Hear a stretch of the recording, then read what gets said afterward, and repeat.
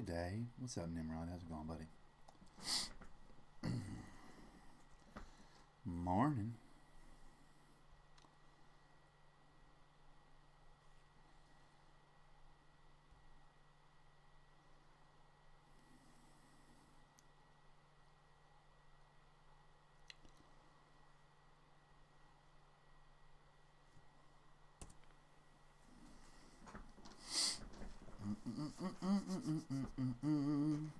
What's up, everybody? Welcome to TMPG. I'm, of course, your humble host, Thundernick. And it is early on a Sunday. I hate cars. You hate cars? Why do you hate cars, bud? I hate cars too, bud. We'll talk about that. Today, guys, we're playing Hunter COTW, obviously. I know it's just Nimrod in here right now. Apart from that, I'm all good. You're all good? Okay. So why do you hate cars, bud? What'd the cars do to you, buddy? What'd the cars do to you?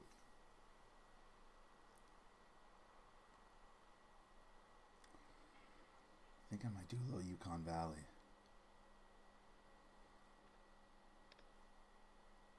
Gray Wolves, Grizzlies.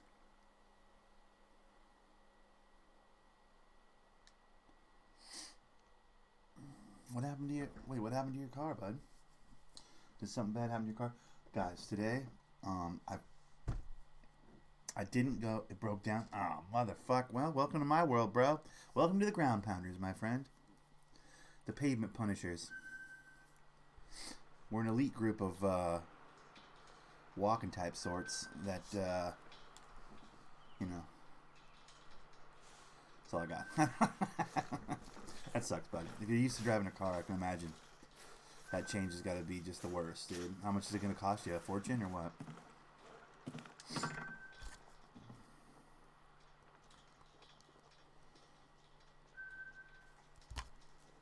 Okay. We're in Yukon Valley. I bought the pack for the extensions for the night vision goggles and the things, but I don't have the monies. Oh, no. Oh, I have this. Yeah, bitch. That's right. I unlocked my pistol. I forgot about that.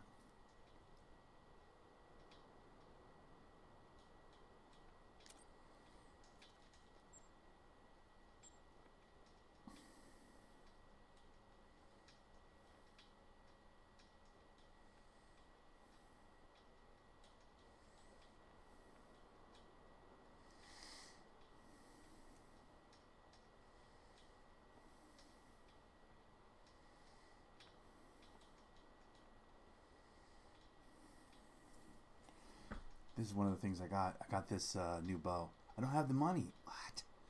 I'm going to rock that bow as soon as I get the money, though. What's this? Whoa. 48 grand to get that? Wait, what?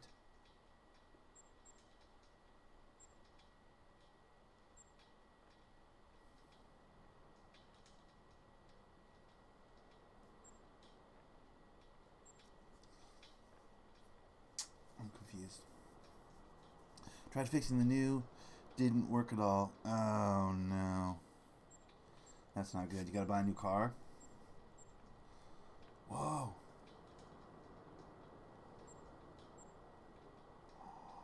Oh my god, what's that? Look at that. Oh my god, that's blue. It's red. Look. These are the new things that I bought. I didn't know it was in the pack. I just bought the pack. I didn't even know. Look at that.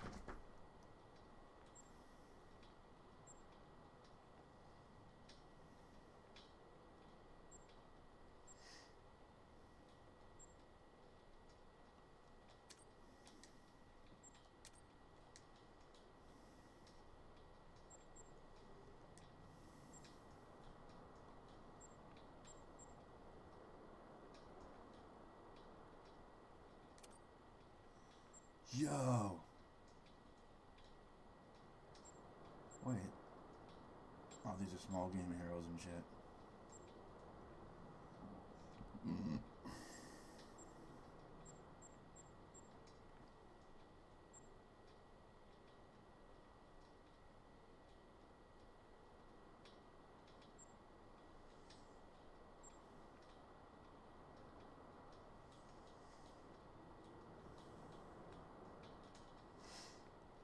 That's the new boat. Yeah, it is the new boat. The pack pop morning, Silver Fox. I'm overwhelmed. There's so many new things, but I don't have the monies. I'm not rich with monies right now. I can't buy most of this stuff. No, they get warranty claim on the part. Tried fixing the new part. Didn't work at all. Oh no. Trace arrows look cool, do they? Fuck, I need to buy some.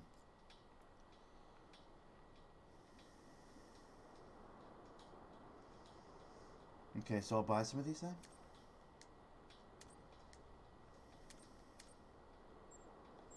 Okay, I gotta go. Bro, I gotta go get...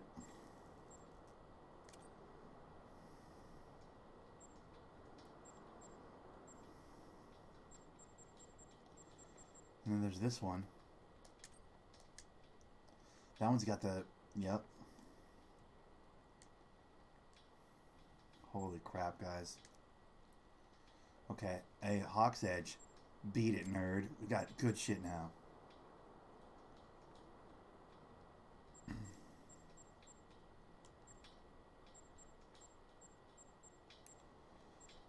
Alright, what are we doing? Are we doing the yellow? Or are we doing the red? The red looks sick. It's just a question of color. Here's the thing. I don't want to do the red. Here's why. The red with the yellow, like, string looks weird. Whereas this one's like black and yellow with a yellow string. Looks better. We're doing this one. Sold.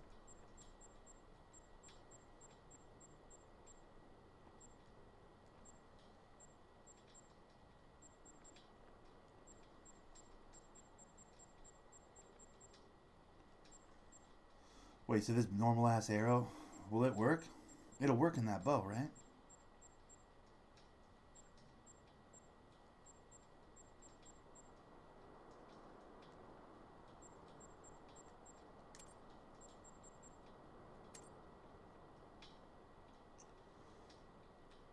Red one's bullshit. Nim, I can't do the red one because look at because the string.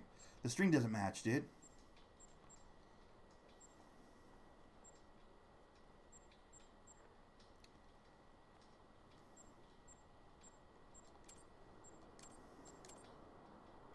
Okay, we're in the Yukon. What do I need for Yukon, Fox? Help a brother out here. Call wise. Antler Rattler, right? What else do they have?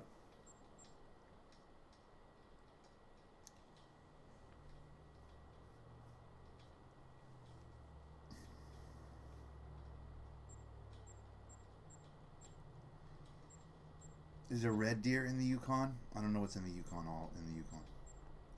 Is there wild boar?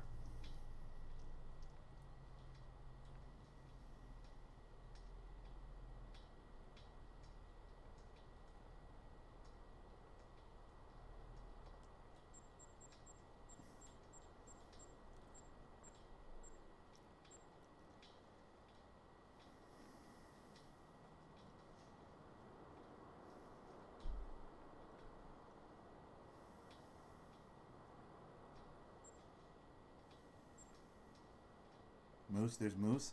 In the Yukon, there's moose?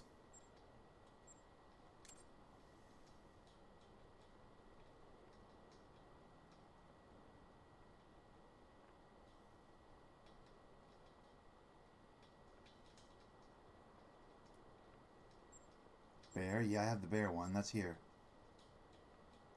Bear, wolf, yep, that's both that call. They have some sort of a ground animal, right? Like red fox or something. Do they have moose in the Yukon? Caribou. What does the caribou crack off of, bud? What's a caribou call?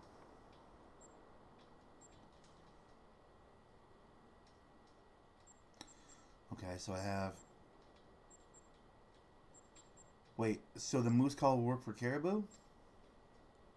Caribou calls off the antler rattler. Okay, so that's these four. I have these four. That should cover pretty much everything.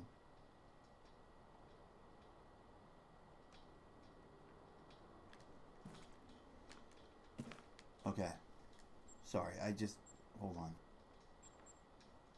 I gotta set this all the way up now.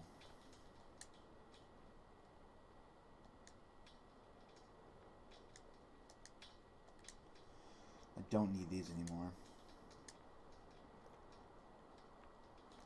I don't feel like I need those at all at this point.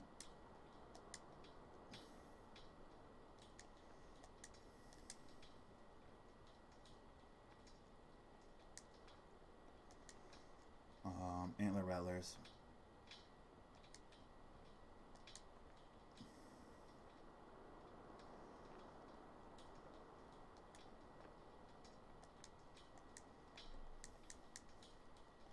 Okay, what are we working with here?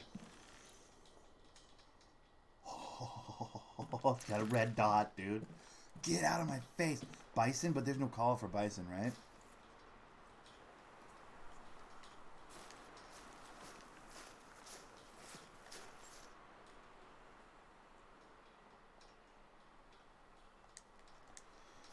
I'm in the perfect spot. Alright, so we're going to hunt in this direction. We're going to go up here. We're going to just kind of hunt in that direction there. Let's see when I don't die when I fall off this cliff.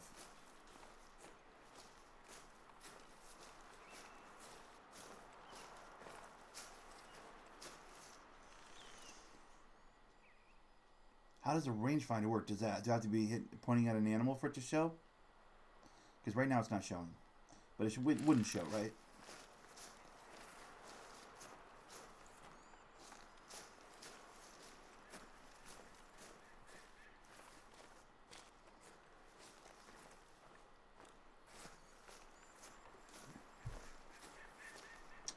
Ugh, that's gross. Is for distance, the green dot is the hit marker. Okay, where's the green dot? I don't see a green dot. Is it only going to be on an animal when it's green?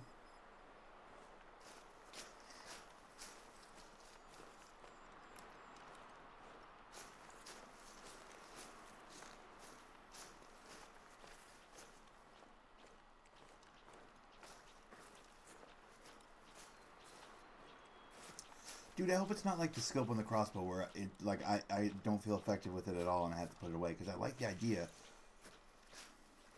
You have to range it first on an animal. Okay, yeah, okay. Fair. So it only gives me the distance if I'm pointing at an animal. Gotcha. Alright. I can't just go, rock, in front of me, and then get the distance.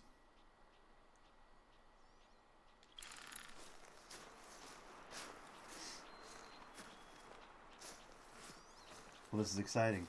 First kill on the new animal, dude, would be, like, it's going to be exciting. Now, the tracer arrows, that's for at night, right? So that you can see where your arrow flew at night? Is that the idea? Or does it do tracers during the day as well? Because I don't really hunt night hunt. Like, I didn't, when I went to purchase this pack, it showed as, like, the night vision goggles pack. And I was like, okay, but that's the one thing I don't give a shit about, is the night vision goggles. But I'm like, I think this is where you get the, shut up, we got bison going over there? Okay. I was like, but I think this is the one thing that works for the, this is where I would get the cool crossbow stuff. They work in the day too? Oh, okay. Ugh, interesting. So I'm going to have to start saving up money to get a crossbows, or to get tracer arrows. Whoa. Excuse me. But not so effective? Gotcha. So you can see them, but not really. It's really about nighttime. When you do them at night, they're just fucking... Jesus Christ, that scared me. The phone's telling me I'm recording. You got it, phone. Thanks, bud. Appreciate you. Skynet, Terminator. That's how it all starts.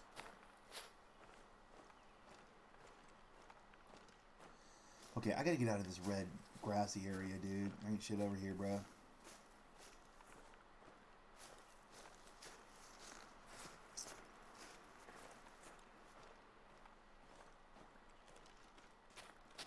I'm gonna beat feet a little bit. Yeah, so I wasn't. I didn't plan to hunt today. I forgot I was gonna hunt Sunday morning. Obviously, I hunt every Sunday morning, but I forgot to grab coffee at the grocery store, like on the way home from work on Saturday. I suspect because they let me out of work a couple hours early because I was already done. And the grocery stores weren't really open yet, so my rhythm was off a little bit. But I didn't buy coffee, so now I'm on like these Starbucks double shot can things. I got a bunch of them. And I'll be honest with you, I prefer that big bottle or whatever the shit that I normally get, you know? These ones are not as good. I mean, it's coffee, I always do coffee when I'm hunting in the morning here, but barely. It's like gas station, Insta coffee, canned coffee. It's not good, dude. It's a little bit rough, I'll be honest with you. Off to a bad start. What was that? I turn around, there's a jaguar right behind me. Just rips my throat out. Alright.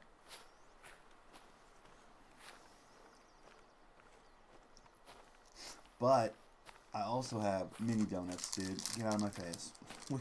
We got mini donuts, bro. So take the good with the bad.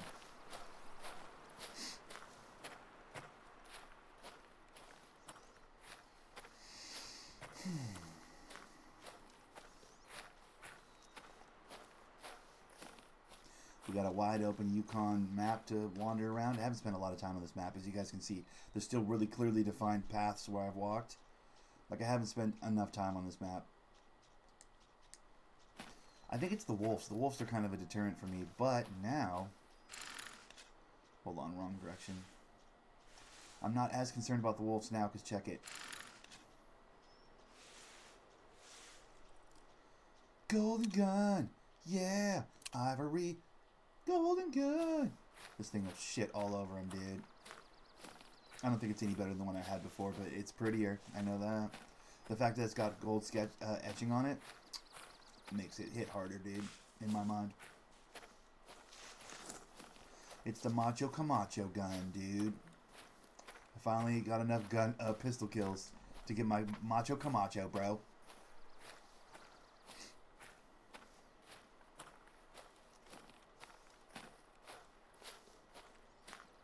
Dude, I'm a little bit... can I congratulate myself? I'm a little bit stoked with myself right now, by the way, guys. Because I woke up at a reasonable hour. I didn't sleep until, like... I mean, I was up till almost 11, 12 at night. For me, that's pretty late, given I, work nights, and that's usually when I'm waking up to go to work. But, like, I stayed up late, but I still got up relatively early. I'm pretty happy with myself. Hey, good job, Nick. I didn't completely fuck my sleep schedule this weekend. So far, at least. There's still another day to do it, but... I anticipate, once I get all these coffees in me... Start getting about my day. I got a little bit of laundry to do, a little bit of cleaning up around the apartment, and so on and so forth. Unexciting, boring ass real life stuff. Once I get that stuff done, I imagine by mid-afternoon I'm gonna be a little bit tired tomorrow or today. So I anticipate probably falling out early today, which is great because, again, like I said, my sleep schedule doesn't get completely compromised. That's the worst thing working nights, by the way, is when you just get wild out a little bit on the weekend, get your sleep schedule all completely compromised. Then the first couple days back to work, you're just fucked. You're like, oh, God. 2 hours of sleep, It's not a good look, man. So, I've already started this weekend correctly. In that, I didn't completely screw up my sleep, dude. Hooray! I'm an adult. Didn't even set an alarm either. Like, my body was like, hey, you're done sleeping. I'm like, you know what? It's 3:30 or so. Yeah, I am done sleeping.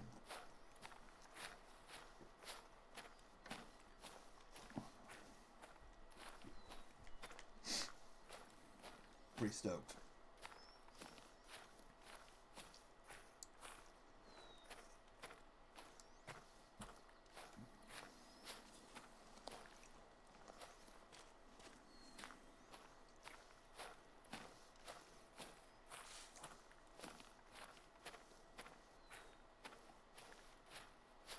Have we heard a single call? It's been 20 minutes. I don't think we've heard... I mean, I haven't been out here that long, but... Have we heard a single animal call at this point? I don't think we have. Maybe I should just start kicking these off a little bit from time to time.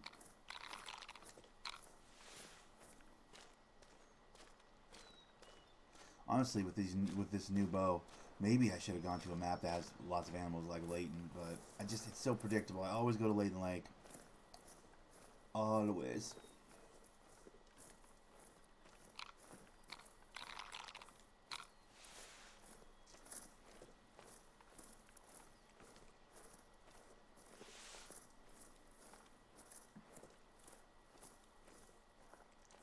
Ducks at the start? There were ducks at the start?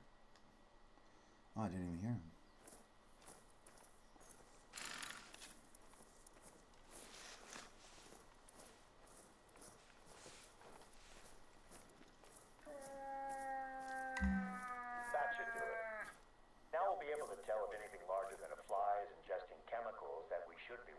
What? I just accomplished a mission. I wasn't trying to do that. Okay. Yeah, I just knocked shit down. I'm so instinctual in this game. The samples off, and I can easily pick them up. Oh, I just remembered. I've been speaking with my wife about the work you've been doing, and she mentioned a few tasks that she has on her plate that I think you could help her with. I gave her your number, so expect to hear from her. Oh, crap. She's working on some very important stuff. Dude, it's your wife, not mine. I don't want the ear Hang on beating. a second. I'm getting a call. God damn it. Hey, I just got $1,000. That'll work. Yo, right over there is where I gotta drop something off. Okay, I might. You know what? I might go over there. And... Slight change of plans. Before you drop off the samples, I need you to grab a hatchet from the outpost at the western edge of the flats. Wait, is that the fucking... Oh, no, it's not. Okay. I was gonna say, this green one up here is the one that's all burnt down. The wolves come and attack you. And you're perfectly placed to take care of it. It looks like storms have weakened the roots of a tree, which is about to collapse onto the train tracks. Let me know when you grab the hatchet. Okay.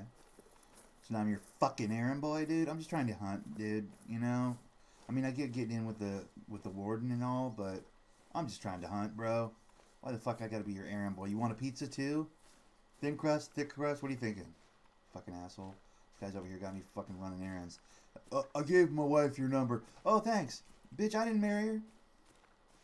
Let her give you an ear beating, dude. Just pass the buck, dude.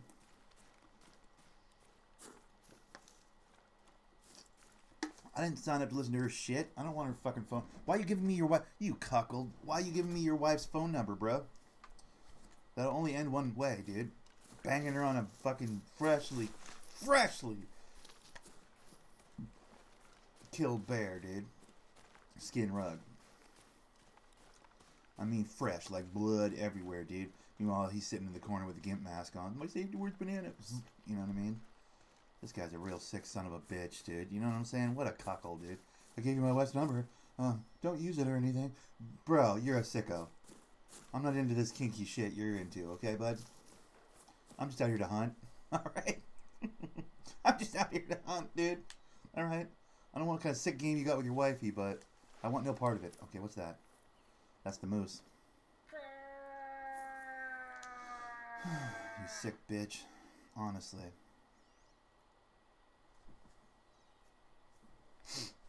I'll go get that hatchet in a second, but I'm in no hurry to do him any favors, dude. Dude's trying to pass his wife off on me, dude. That's sick. That's messed up.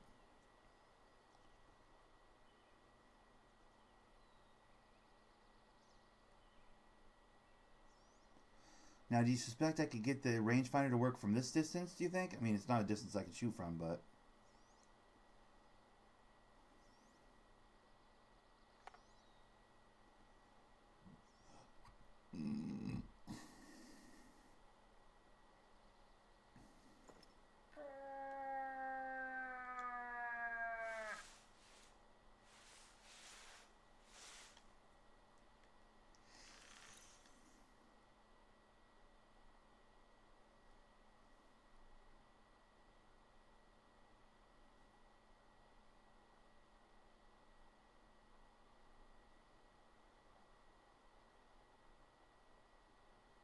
Yeah, I don't get it.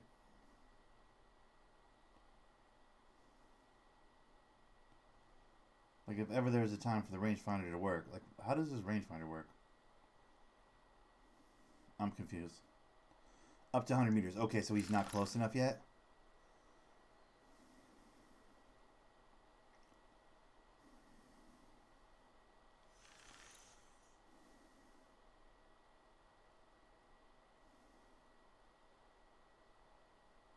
I know what some people out there are thinking right now. Oh. Okay. Yep. I had to press X.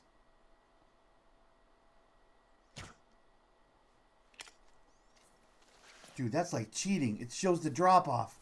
What? That's like oh, shit. Hey, bud. How's it going, shit ass? That's like cheating, bro. Legit. Do you see how, like, it showed, like, yeah, that's where it's aiming, but then it's actually going to hit down here? What? Bro. That's legitimately like cheating. What? Yo, I low-key hit the shit out of that because of that green. I would have shot over the top of him if not for that extra green thing. Dude, that's insane. Oh, wow. That changed, bro. Fox, that changes everything, dude. Yo, that's like cheating. Now, like, the crossbows are basically like having a gun. Bruh. These animals are fucked. Oh, they're fucked, bro. Oh, no. They're like, yeah, that's where it says it's gonna shoot, but this is where it's actually gonna shoot.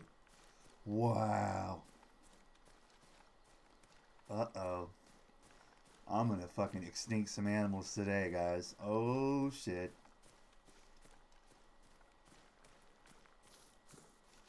Extinction protocol activate. Dude, there won't be an animal left in this forest with a scope like this. Fuck, bro. Shit. Big mistake, dude. I was already pretty accurate with a bow. Now you're gonna do this? You're not a wild hunter. Now you are a tech hunter. Bruh. But it's like cheating almost. Is it gonna take all the skill out of it? I mean, I'm fine with that. I mean, I don't like missing animals. I don't miss that many animals, but fuck, that's like legit cheating, dude, I think.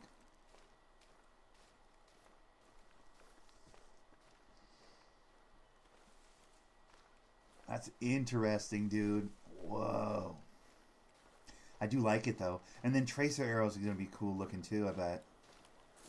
Haven't even started doing tracer arrows yet. That's bro, that's worth $4.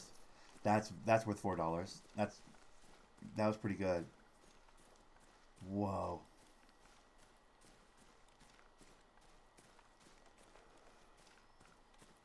Thank God you told me that the green dot was like where it's actually going to hit or whatever. Like you explained that before I shot, because I'd have been like, what's that fucking second dot? And I just aired the arrow out and missed completely.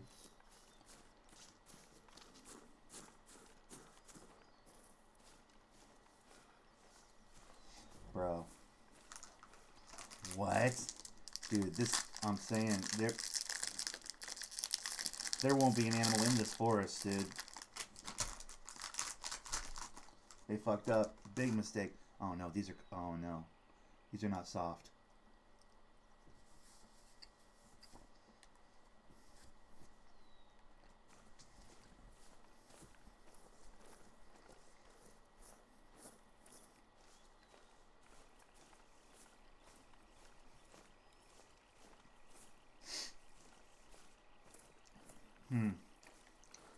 That's dangerously close to being a crunchy donut. And not in a good way. That's like 2 or 3 days away from being a crunchy donut. That's not... What's the date on this? Hold on. What? Bro. Alright.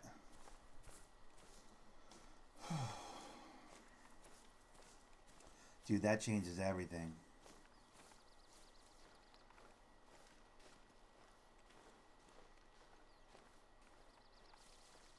Now, here's the thing. I want to get the money together for that big boy bow, though. Like the fucking fancy one, like the 48 grand one or whatever. I need that bow in my collection of bows. I want to have every fucking, you know, bow and crossbow and everything in my collection, dude. Because I'm an angler, dude. I'm all about this life. I don't use the guns. I use the bows and arrows and shit. So, like, I should have all the fancy ones, dude. There's a legit fancy one that I need to get now. Confirmed. So how much money do we have right now? 3,000. Okay. We need to get about 38 more thousand. No. Duh, that's the worst math ever. 45 more thousand. I need $45,000. Damn, that's going to be a lot, bro.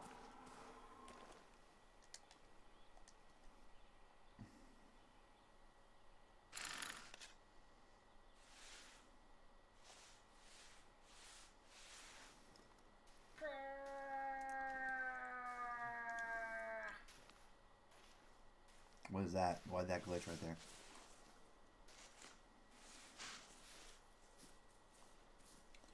I'm just realizing something right now. Oops, son of a bitch. I'm going to have to switch a couple of these calls because moose is way more prevalent around here than caribou. So, like, it should be much closer to my bow, you know?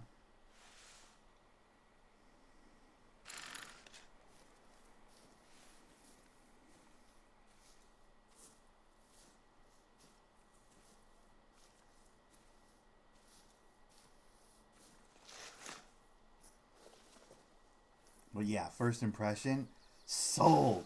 That was like, what the fuck? It's just like the green dot, and I put the green dot on it. Oh, bro. Is that real? Is that a thing that hunters have? Like, it like shows their drop off or whatever on their arrow, like in their scope? Is that actually real, or is this some like make believe fantasy bullshit?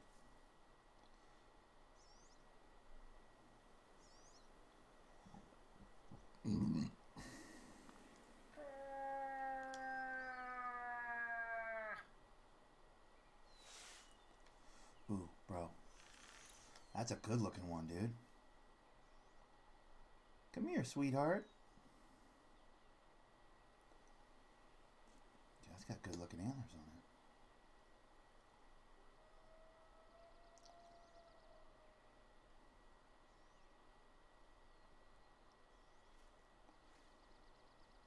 Keep coming there, turd dick.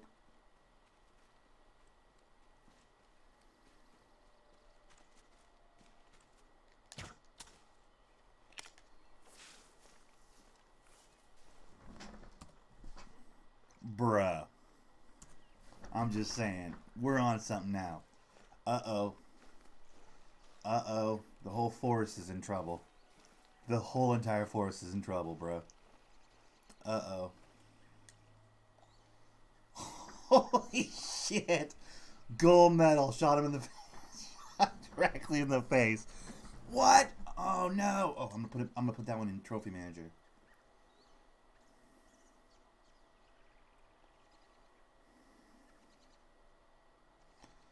The Warthog? Yeah, we're going to overwrite the Warthog, obviously. Dude, a lot of these need to be... Hold on. Delete. Some of these don't even have trophies, bro. Delete. Delete.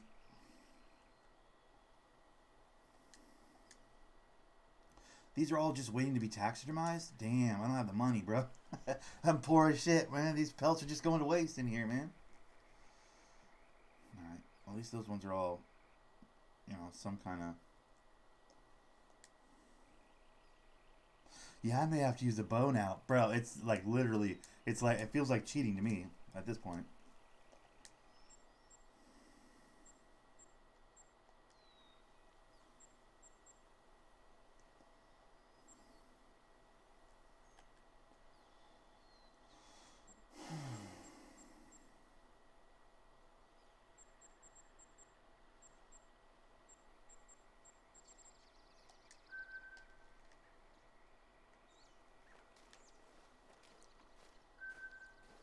Alright, why is my whole map fuzzy right now?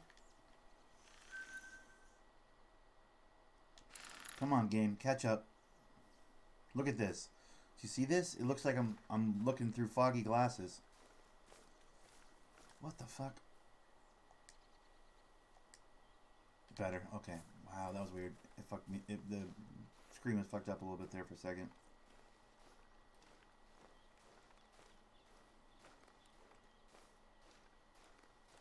Dude, that sight finder though, bro, on the bow, that's huge. That changes everything. To think I've been hunting without one of these for so long. And had a pretty good amount of success without one. But now it's like, oh my goodness.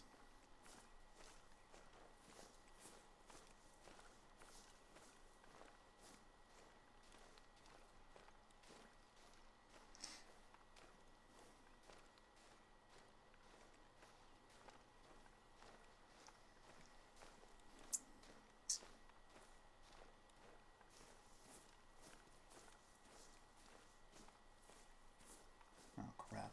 This better not be a river or some shit. They don't have rivers here, do they? Zoom in. How do we zoom in? Is there a way to zoom in? What the fuck? There we go. Thank you.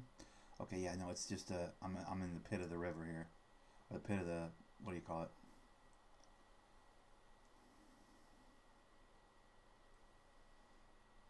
Okay, so I gotta get around it. Motherfucker. I gotta run all the way over here, dude. Are you for real? Dude, that was... I pooped on that deer. Or that moose. It's a lake. Yep, I think so.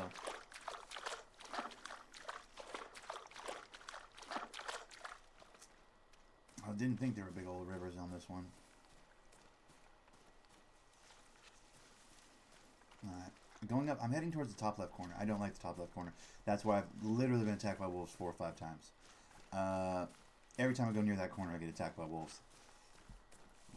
So for some of you guys, it's like, bro, Yukon, yeah, that's the point. It's super fun to fight off 4 or 5 wolves. For me, it's just an exercise in frustration because my gun game isn't good enough to catch these wolves as they're moving in on me.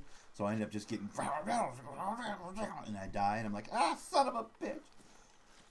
So, yeah, I don't really like the wolves on the Yukon. I love the map. The Yukon map is really, really dope, but I'm not a fan of the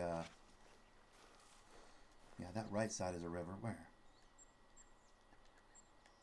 Son of a bitch. Oh, like down here and shit? Yeah, I get you. Yeah, you're right.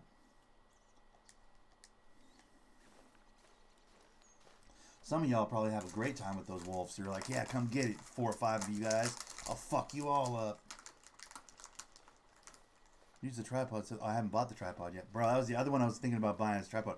Is that worth it? Because I never really stand still when I'm hunting, if I'm being honest.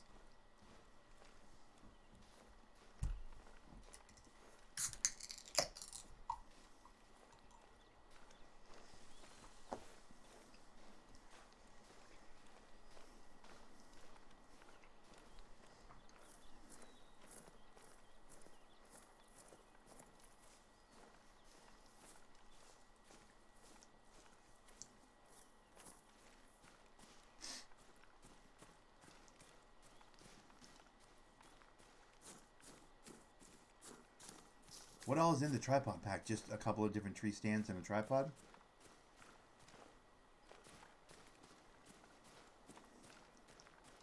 So you just throw up a tripod if you need to get away from something? I use a tent. I throw my tent down and I... Actually, it's not on my hotbar right now.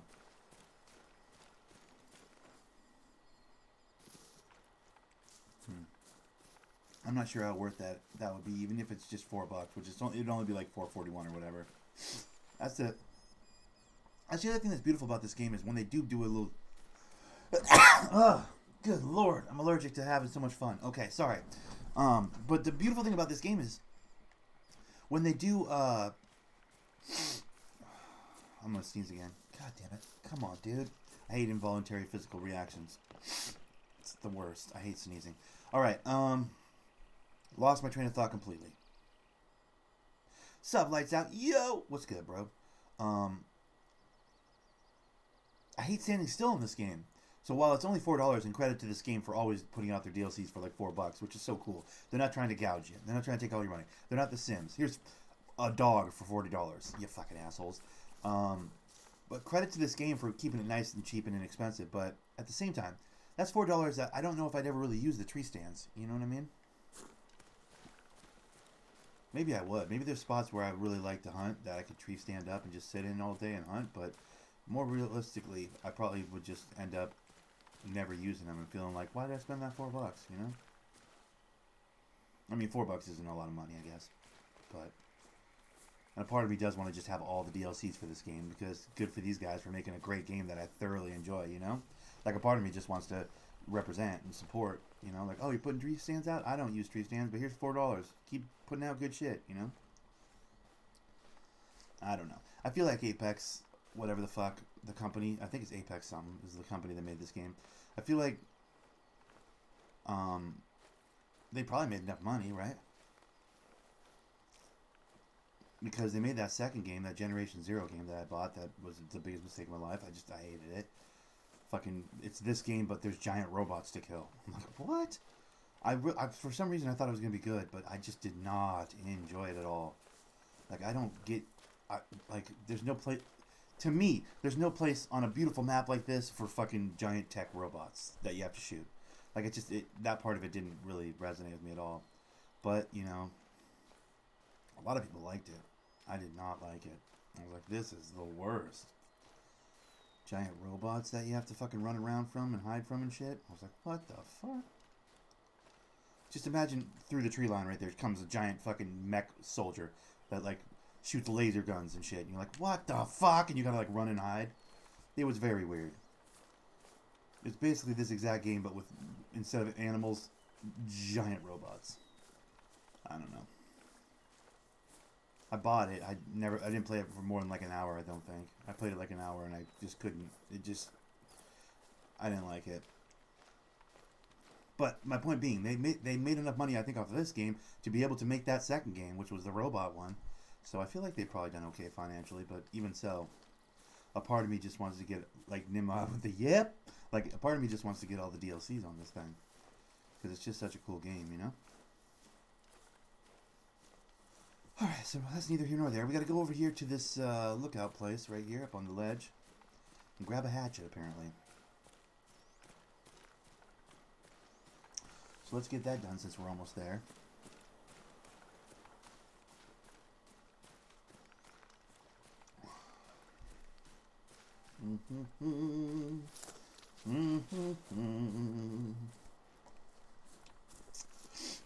That vanilla one's interesting. I don't know, man. This doesn't feel normal, dude. In a lot of ways. One, I have a fucking rangefinder on my bow that makes it almost like cheating. So good. Two, I have canned coffee as opposed to like the proper microbrewed up, like, you know, jug of coffee I normally get from the grocery store. It's like 3 in the morning, 4 in the morning over here in Washington State. Yeah, 4:30 in the morning, as opposed to like 6 or 7 like recently. I've been hunting way later in the day.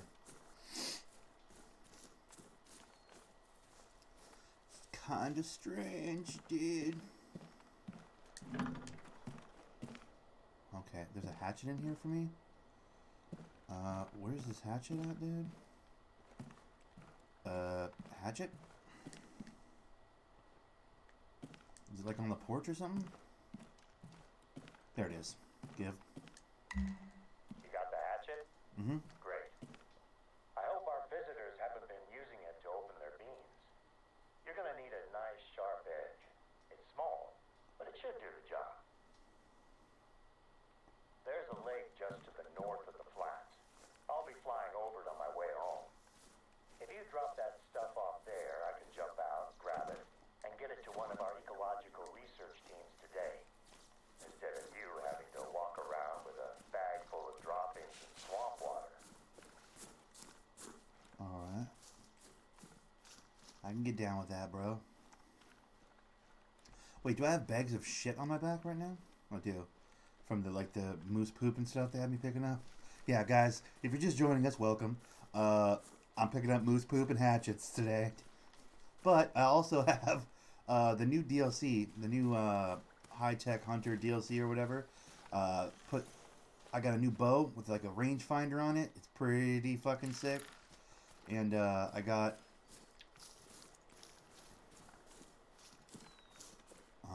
what else did I get? Oh, I got like night vision goggles, which I don't think I'll ever use. I don't really hunt at night on this game. But basically, I got like 5 or 6 new bows. You know, because as you guys know, your boy Thunder here likes to bow hunt on this game. I very rarely use the guns, with the exception of my new awesome pistol. By the way, guys, remember however many weeks I've been trying to get this pistol? We got it. We got it. It's gold etched, ivory handled. Get out of my face. Represent. Just, I swear to God, you bunnies better hide, dude. That's all I'm saying. Because this game goddamn over as soon as these bunnies pop their damn stupid heads out. They're dead.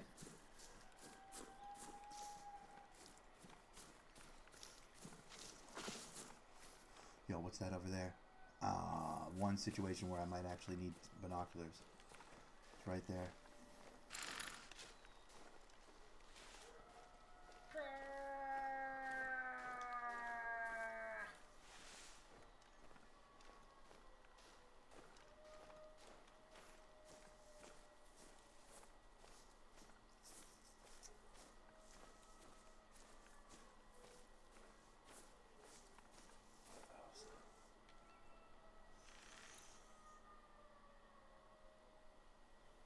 hear wolves. Those are moose, though, right?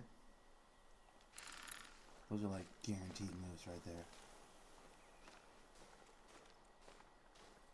I want to move up into the woods a bit and then move in on them, dude, I think. To catch a good angle. I'd like to get one with some proper antlers. I'd like to get 2 or 3 of those guys, but I don't want to spook them. When I hit one of them, the other ones are going to run. That's kind of how it works in this game. Also, in the distance, I hear a wolf, which is annoying. Don't love that.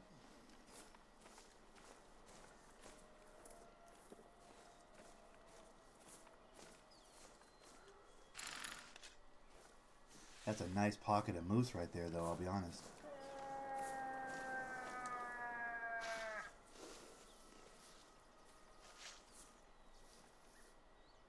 I hate how the moose call sits like that, so you can't see shit around it.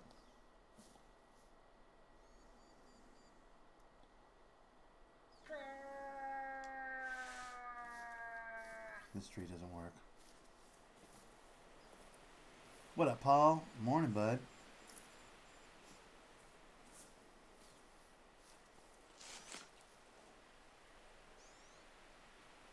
One of those has good antlers. One of those has really good antlers.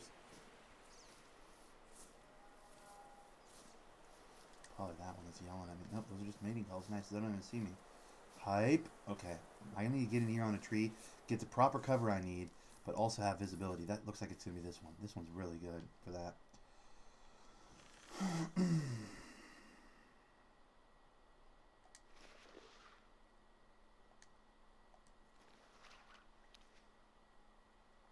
It says far. Yeah, it's too far. Too far to actually measure. That's a bummer. All right.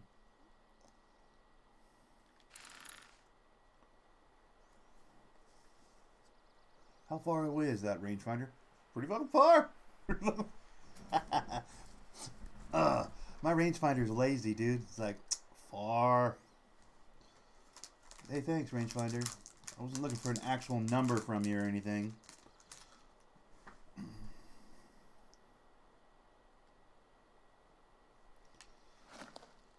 Alright, I want to kill that one. I'm not going to lie. Probably going to murk that one across the water if I can. If I get a chance to.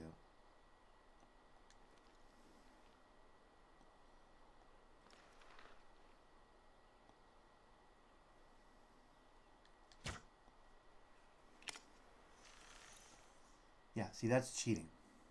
This thing has a red dot and a green dot. You guys see that? The red dot is where I think it's going to go. The green dot's where it's actually going to go. It's like a cheater scoped. Bro, I should never have been able to hit that moose from there. Wow, bro. It's like, that is so cheating. I like it, but it's also takes the skill out of bow hunting a little bit, I feel like.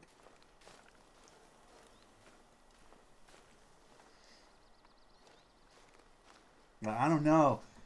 Is that, it just feels cheap. I don't feel like I don't know.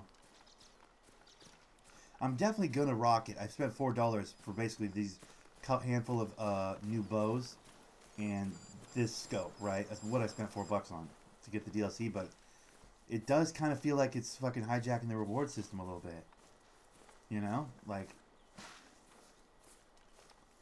it's idiot proof.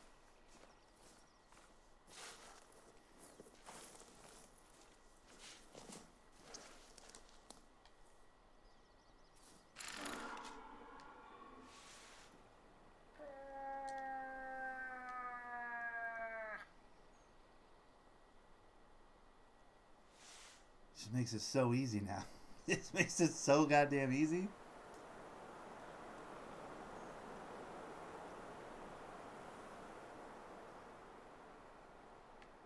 Because I had no business hitting that shot before, you know? I know I got that deer over there, but that's where I'm headed anyway, so I'll get that one on the way back. I feel like there might be one over here, or a moose over here I can hit on my way by, is what I'm hoping. Yep, this guy right here. Perfect.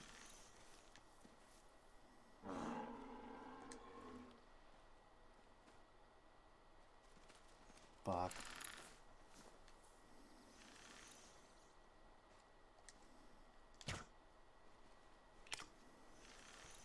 Well, that is fucking legit upsetting to me.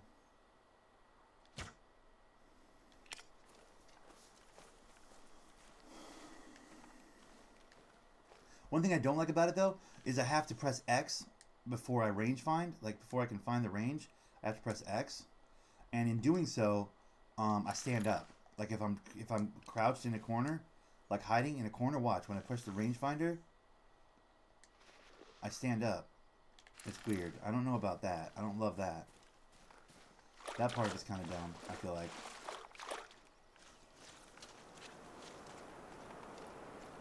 But I suppose if I'm about to take the shot, it's not that big of a deal that, like...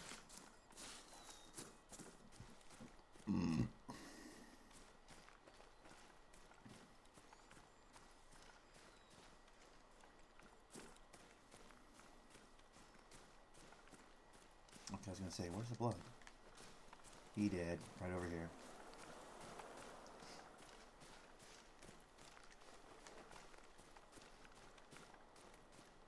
Like, to find the range, I have to be standing up, which is kind of weird, bro. There we go, right over there.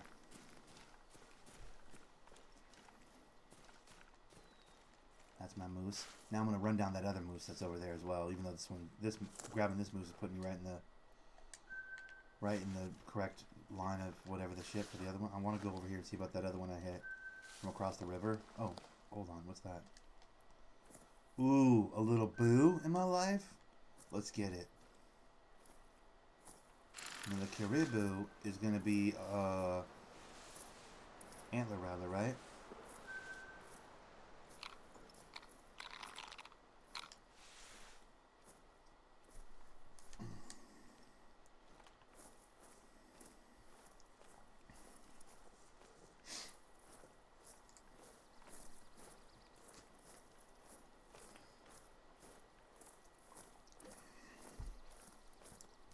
Dude, here's all I'm saying.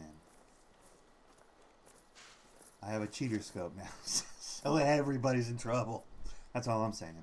That's been my takeaway from this new DLC is, if you liked bow hunting but you thought to yourself, man, why can't I have a cool-ass scope like a rifle? The game was like, we got you, fam.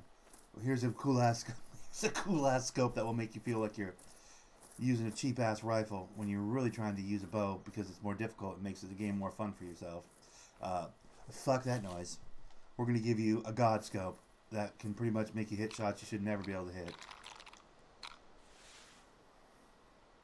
I want the ease of a rifle, but in a bow and arrow, if you'd please. The game's like, you got it. Sending it out. There he is right there. Whoa, whoa, whoa, whoa. There it was. You see it? You see in between the trees there? Yep, there it is right there. There's the boo right there. That's not the right boo, though. That's a different one. That's legit a different boo.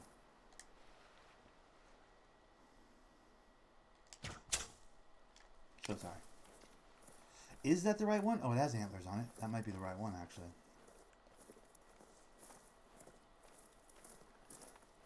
Those are fucking pretty good antlers, all things considered. Holy shit. Holy shit, bronze medal. Let's go. It's only a bronze, though. I'm going to keep it moving. I don't want to spend the money. Here's the thing. I'm trying to save my money up. I only have $5 grand. I need to get like 50 or 48 or some shit for the big boy bow. This DLC I bought that gave me this god scope also has like a big old fancy pants bow for like $50,000. So I'm really hesitant to taxidermize anything. As much as I want to fill up my lodges with cool kills and, you know, dope animal antlers and everything, I want to save every cent for that bow until I get it. That's my new thing. I just got that pistol I've been working so hard for so long, and now I'm about getting my new bow. It's gonna be dope. I can't wait. I literally can't wait. It's gonna be sick.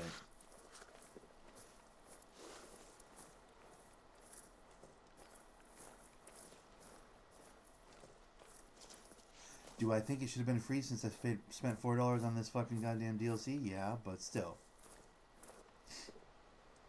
I also applaud them for saying, hey, you know what? You spent your money. Good on you.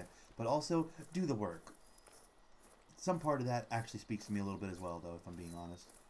Because I like that they keep putting a carrot on the stick for me, you know? Here's a new thing you gotta chase towards. Here's a new thing you gotta chase towards. I love that. Because, like, that keeps me moving forward, you know?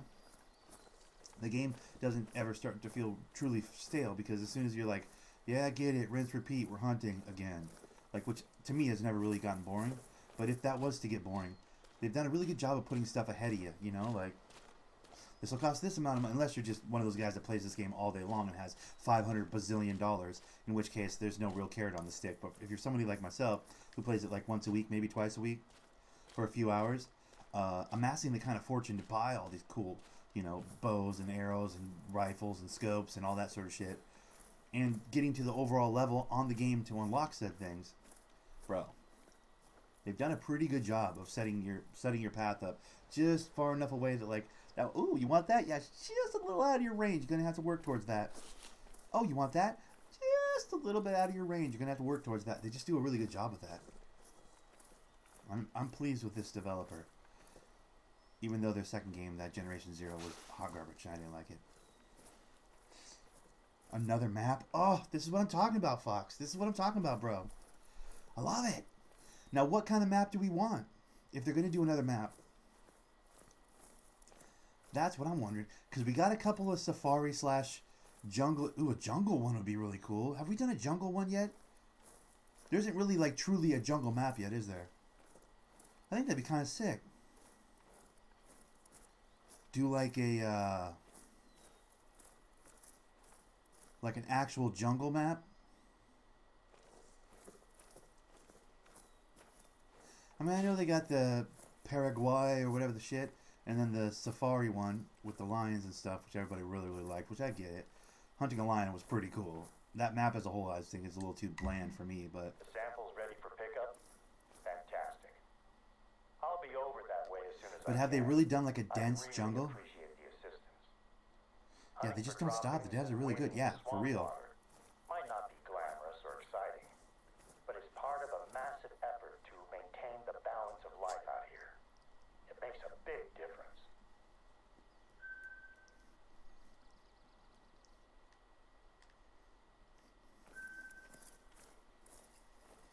You ready to head out to the tracks? Just knowing that tree is hanging over the train track is making me anxious. It's a little bit of a hike, but it's worth it to see the rail bridge.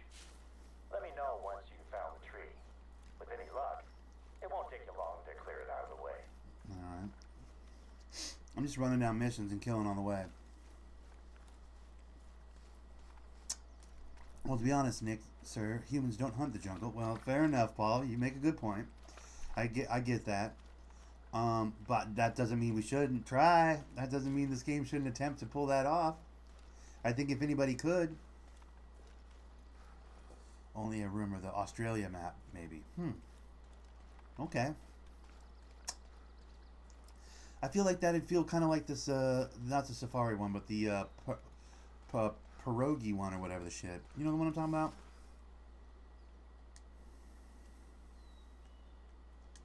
Which one? Where is it? Yeah, the Fernando one. Wouldn't that kind of be like a Fernando-y kind of vibe? A Greenland one would be cool. I'm looking at the ones that we have currently. Like, where is it? That guy. The Brazil one or whatever. Like, I feel like the Brazil one and this, no insult to any Australians. I put, hey, we're not Brazil, mate. All right, dude, relax. But, like, wouldn't that be kind of the same topographical situation as, because let's be honest, the one they just put out, Yukon Valley, is basically Leighton Lake. It's like the same, topographically, it's pretty much the same map. Totally different map, but you know what I mean. Like, you're going to find more or less the same stuff. It's kind of the same feel, with the exception of a few areas that are unique on Yukon. But, Fernando, I feel like we already have a, you know, I don't know, Hirschfelden, kind of, Medtiaga. That'd be cool, though. A little Australian one. It could be cool. I mean, that's the corner of the map that doesn't have a fucking reserve yet, you know? That's for sure. What would we be hunting? Kangaroos and shit? Yeah! Let me kill a roo, dude. Let me just murk a roo real quick. That'd be sick. That'd be dope for the predatory animal was kangaroo, though. No bullshit.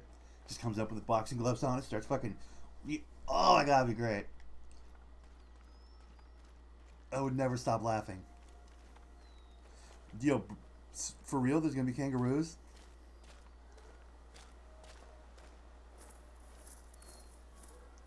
Dude, that would be insane. I low key don't want to kill a kangaroo. I'm gonna be honest. Part of me doesn't really want to kill a kangaroo though. You know? There's that. I don't really want to. They're so awesome. Like I mean, I know they're vicious little shits. You want to understand? Like Australians, Kiwis or whatever they call themselves. Wait, is that the New Zealanders? Actually, that might be New Zealanders. I'm gonna totally insult the whole country right now. My bad. I don't know if people kill roos. I know that they're shitheads. From Australian people that I've met, they're like, yo, kangaroos are actually shitheads. They're not cute, cuddly animals. They're like little assholes that hop around and fuck shit up. That's what I've heard from Australians, dude. And that's all anecdotal. Maybe it's not actually accurate. Maybe this one guy or two guys that have said that to me have just dealt with the worst of the worst as far as kangaroos are concerned. But it's my understanding that they're just little shitheads. And they're just the most annoying thing about being in Australia, is what I heard from Australians. We're not fucking Kiwis. Nimrod, easy. Easy. Australia is one place I don't know much about. Yeah, feeling fair enough. Yo, Nim, are kangaroos assholes? They're shitheads, right? Were you one of the people that told me they were shitheads? I think it was either you or Dante or one of the other homies. I have a few friends from Australia that are like, I think they're like the most piece. They're more camels? Ooh, dude, you know what would be interesting is like a Saudi Arabia map. Just a bunch of sand. Endless sand. Nimrod, yes. Okay, yeah. Nim's saying they're assholes. Yeah. I had a couple different people tell me they were assholes. It's not like, oh, look, a kangaroo. It's like, oh, fuck, a kangaroo. That's more of the vibe you get. Oh, fuck. Grey Wolf.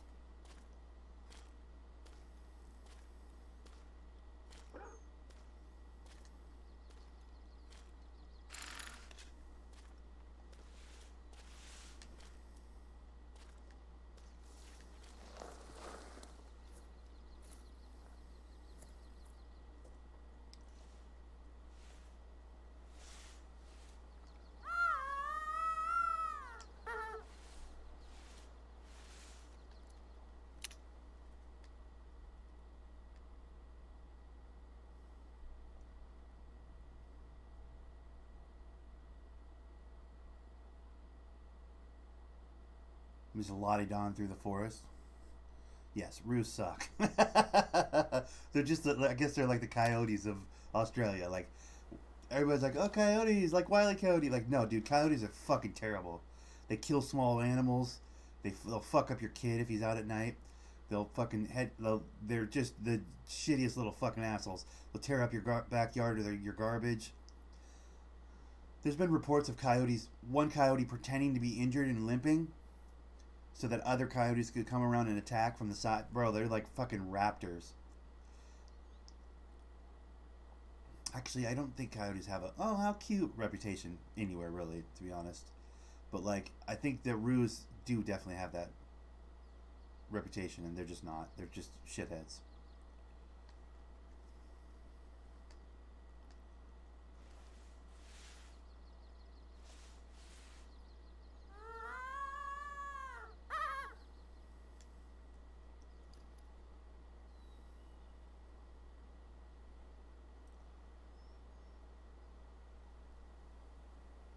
That wolf is right in between me and the objective.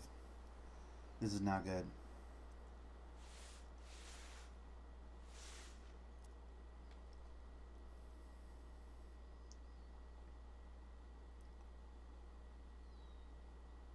My mom and dad in our backyard, my house growing up, you know, like after I moved out, I was like an adult and stuff. Dad got really into the backyard farming situation. See fewer notifications.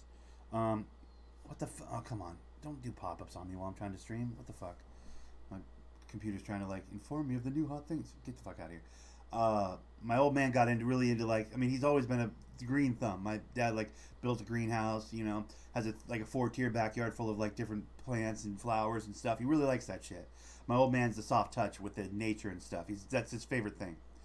Nothing he enjoys more than buying a piece of land and just, you know, cultivating it, making all kinds of cool shit on it. We're gonna put some rocks over here. We're gonna buy a bunch of fucking gravel. We're gonna do a little path up this way to like some sort of a water feature. We're gonna dig out a pond, and then we're gonna put in a tree. A couple of these beautiful trees. I found these beautiful trees at the, you know, nursery that are just, oh, they're gonna go great right over. But he loves it. It's like his version of a canvas, right?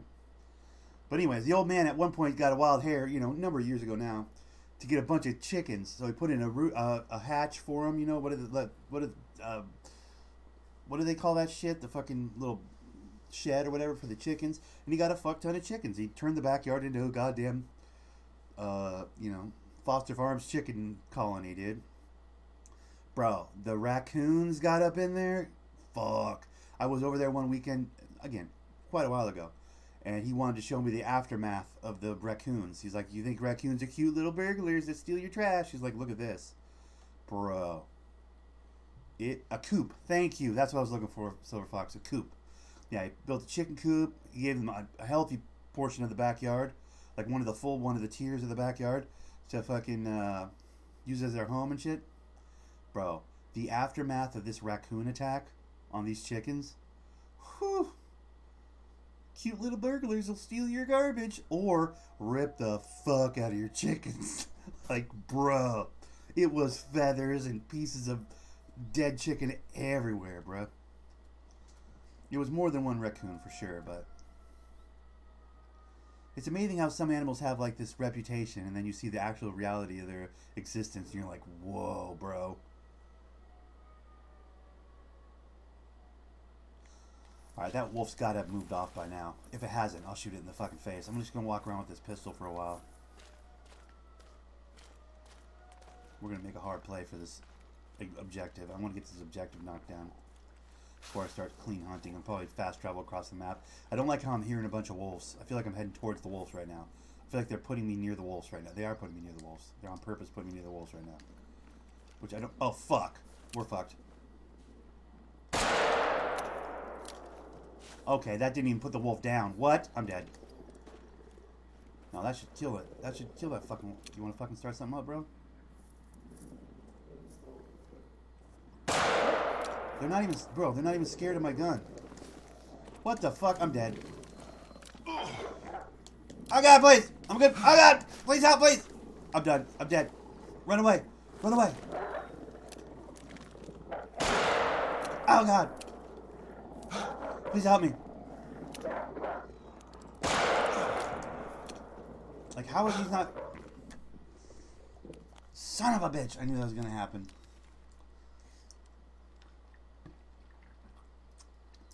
I need a machine gun for these wolves. I've decided I need a machine gun.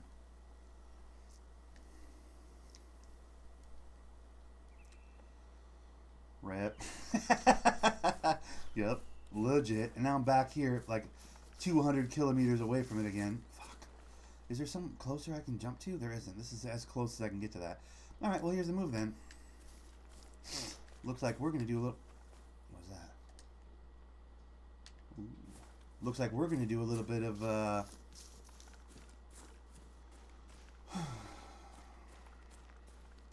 our ATV. The hot fuck are those emotes, dude? Guys, I told you, I suck with the wolves. That's the one part of this where I just get destroyed. I'm not very good with a gun, man. It's not my strength, you know?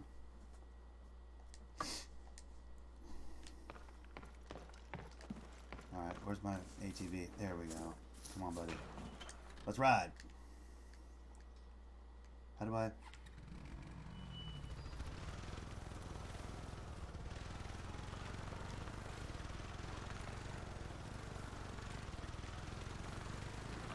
Oh, bro, I do.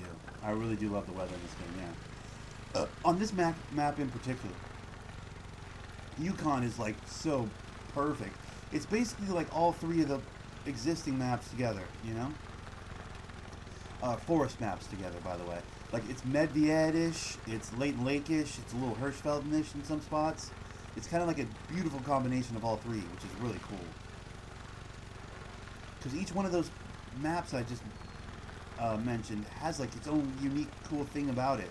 But Yukon's like, okay, you like a little bit of Leighton, you like a little bit of Medved, you like a little bit of Hirschfelden. All right, we'll put all three of those in one map, and then put giant packs of roaming wolves on it, and you're welcome. And I was like, shit. This is true, Paul. I like how you just totally, like, you know, mansplained me right there, but you're right. I mean, who could really kill a whole group of... Well, I could have had a shotgun. I bet you if I had a shotgun, I could shit all over those wolves. But I want to carry that cool-ass gold etched gun, dude. Because I just earned it, dude. I can't really carry that gun, a shotgun, and a bow, you know? There's, like, only so much room in the backpack I have on my back.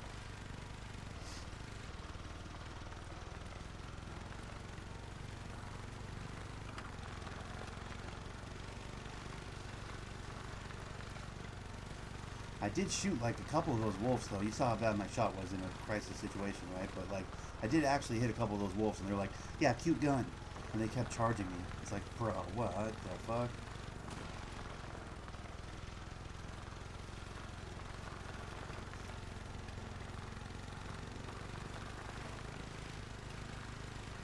I don't really fuck with the ATV on this game that much. I don't care for it.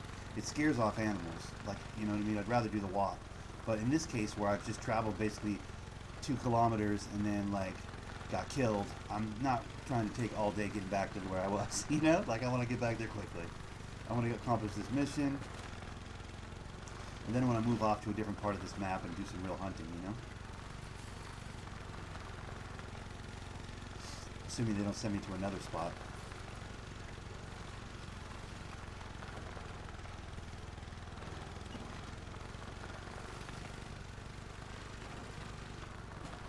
Jesus. Oh, Jesus. And that's a tree.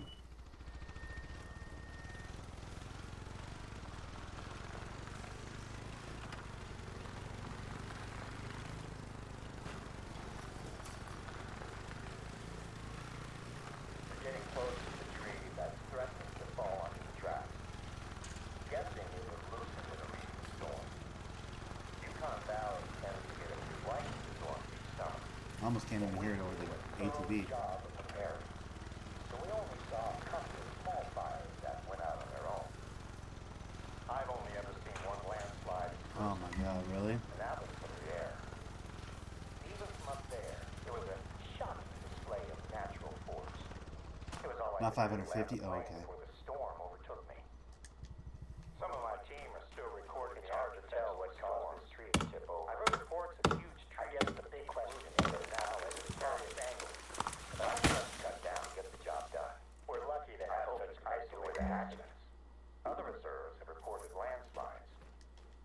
Great work out there. The train is a behemoth. I honestly don't think a single tree would do more than dent it in a collision. But I'd rather not take the chance and risk a serious accident.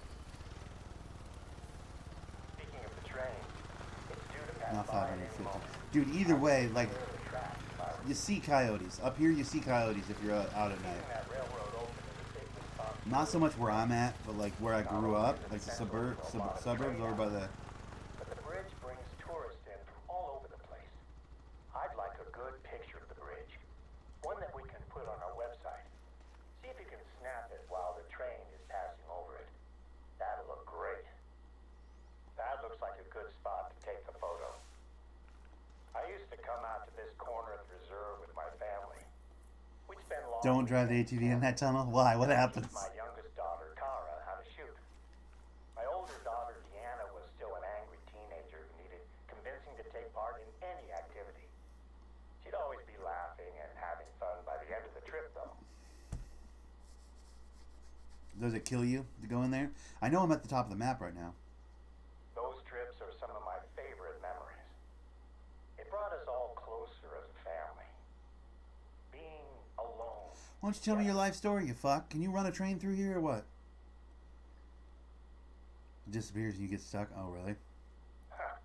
Here's me talking about my family vacations when I can't even remember the last time I had dinner with my wife. Her birthday was what? A month ago? I think I'm probably overdue to take her out somewhere nice. Yeah, or do some sort of weird cuckold bullshit where you send me her phone number. Or her, my phone number, you weirdo.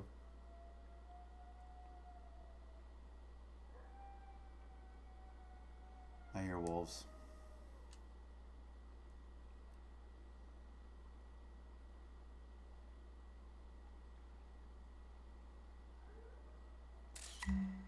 That's the shot we needed. It's a shame we couldn't catch it with the train on top, but it's still good. I'll send this picture over to Sandy. Her team takes care of the Yukon Valley website. Cool. Son of a bitch, there's more? Alright, I don't like these wolves are all around me. Head over to an outpost that we're replacing. Not too far from where you are just now. The cabin was lost in the Yukon forest fire 2 years ago. And we're in the process of replacing it with a temporary trailer, equipped with some more modern facilities. Okay, I gotta go to the burnt trailer. Or the burnt cabin. I have been up there. There's wolves galore up there. Wolves. See them? Wolves. Yukon Forest will host our first research outpost trial. Fuck that. I'm out of here. And in case you're unaware, Yukon is the native word for wolf. The fire destroyed part of the forest, but the wolves are still out there. Oh, I'm aware, bitch. They just murdered me 10 minutes ago. At all times while you're in wolf country. I look forward to your call when you find the outpost.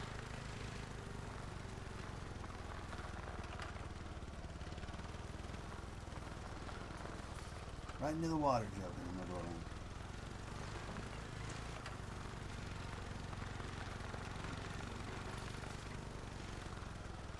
It's Wolf City up there, dude. Like, why do they want me to go to Wolf City? I hate it. Now kill 7 or 10 wolves. Yeah, I will not be accomplishing this mission if that's what they ask me to do next, I promise you.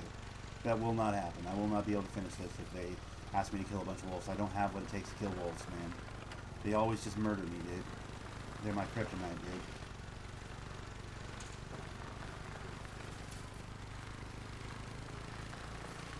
It's kind of fun riding around the ATV. I'm not gonna lie, I never spend much time on this ATV. It's low-key kind of fun, dude.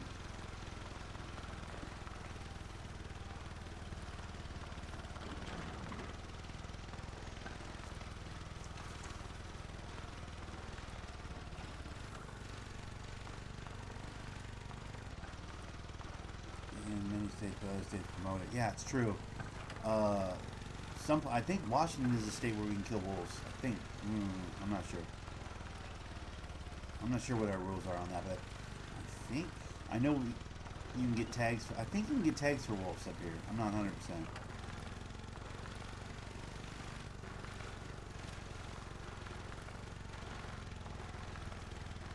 I know in Texas they hunt fucking wild boar with machine guns out of helicopters like fucking psychopaths. It's pretty great. There's just such an overpopulation, but you don't even need a tag. You just need to. You could be just driving around in a pickup truck shooting the shit out of pigs. I saw the fires and tore through that Illegal forest. to kill wolves in many states. No, they don't. No, they don't. What? No, they don't ask you to hunt wolves up here? We got lucky. It could have been a lot worse. Maybe lucky is the right word. We lost too much. This is the Basri Memorial Outpost. Or at least it will be, once you get it up and running. Ranger Crawford has left the supplies that we need for the finishing touches. He was going to set it up himself, but his wife went into labor really? just as he got here, so he had to rush back to town. The workstations look like they're ready to go. If this trial goes well, we might see more researchers setting up camp across the reserve. For now, though, let's get things powered up. The supplies will include fuel. For This the generator. This motherfucker's just yapping, dude. Can you... What do I got? Turn on the generator? What do I got to do here, bud?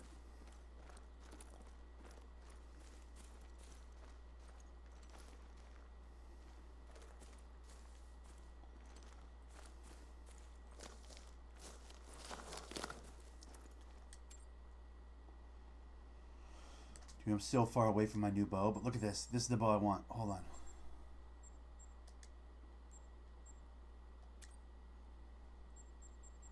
Where is it? That one's cool, but where's the one I want? Yo, that one's sick. I want that. How much is it? Oh, I can get that. Is this the new hotness, though? It's not the new hotness. Wait, is this the new hotness or no? No, it's not one of these ones. It's something different, right?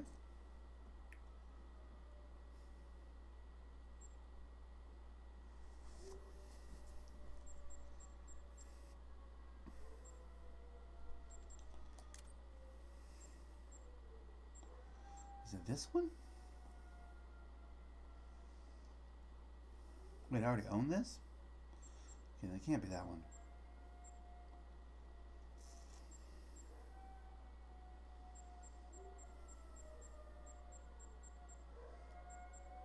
Motherfuck.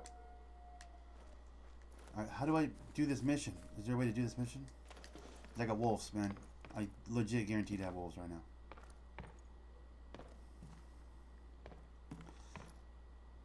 Can I get World of Warcraft on this or what? Can I get fucking World of Warcraft on this shit or nah? Okay. Why has it got legit? There's like a marker here, but like, what's the play? What do you say to do? What's next, bud? I don't know what to. I'm using the new one? Okay.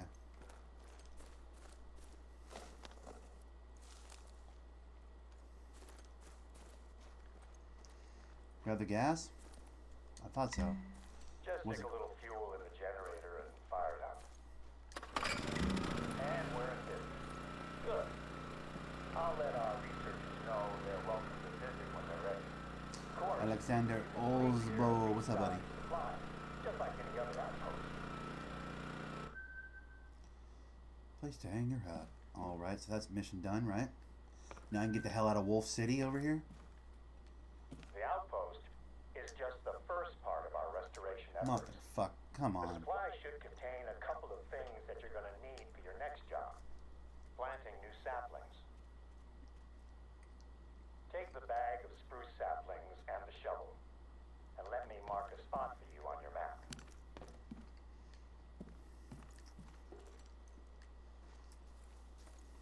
It's a tough road ahead for this part of the reserve. The fire burnt away a huge chunk of the forest, but within Have you? the program Nice. of replanting will gradually bring life back. I hope to see it happen in my lifetime.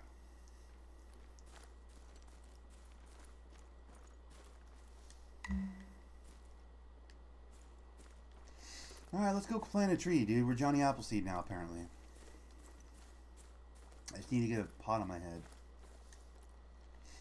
That's right.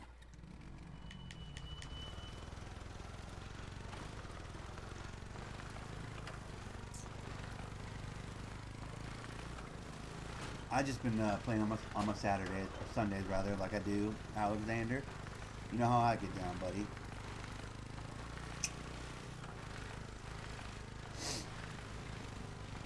Nimrod's off to bed. All right, brother, get some good sleep, my friend.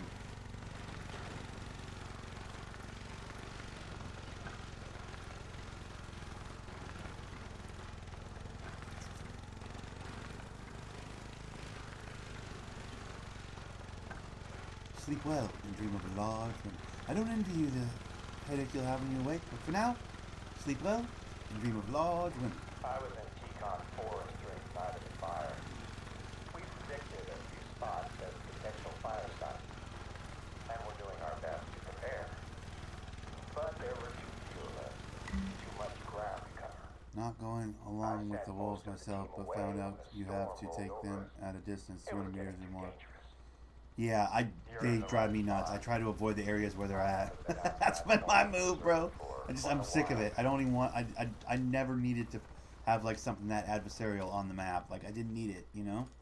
Like I don't know who was clamoring for fucking attack animals, but it wasn't me, bro. I would love this. I would love this piece of map, this reserve, 100 times better if there were no wolves. That's just me personally, though.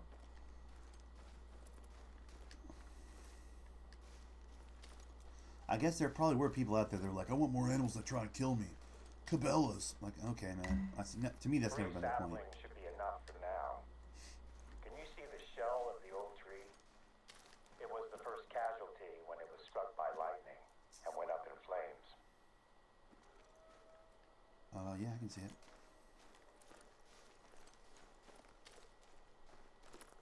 This particular thread of story here has been doing everything but hunting.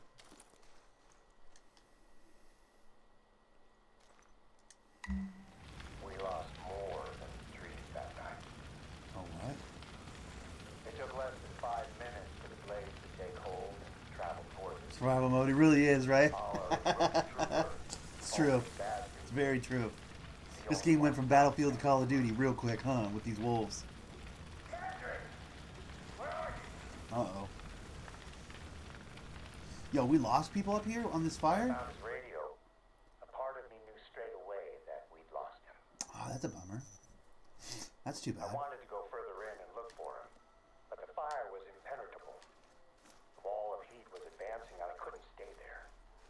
I just made it out before the fire consumed where I'd been standing seconds before.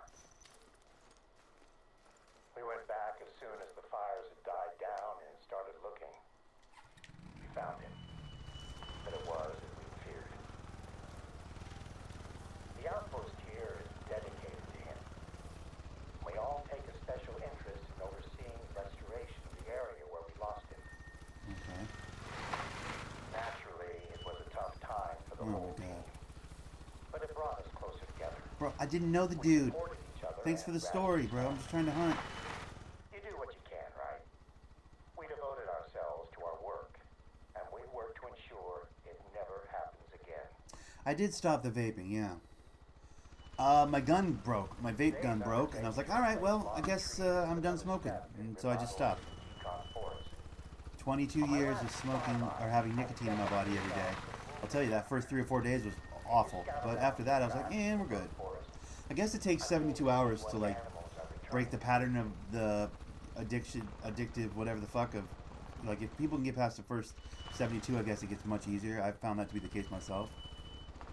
But yeah, I'm just off of the vape. Don't do any of that anymore. Such a bummer.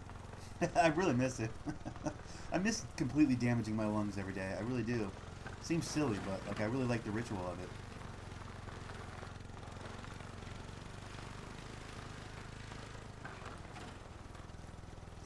Yeah, that's some nonsense, in my opinion.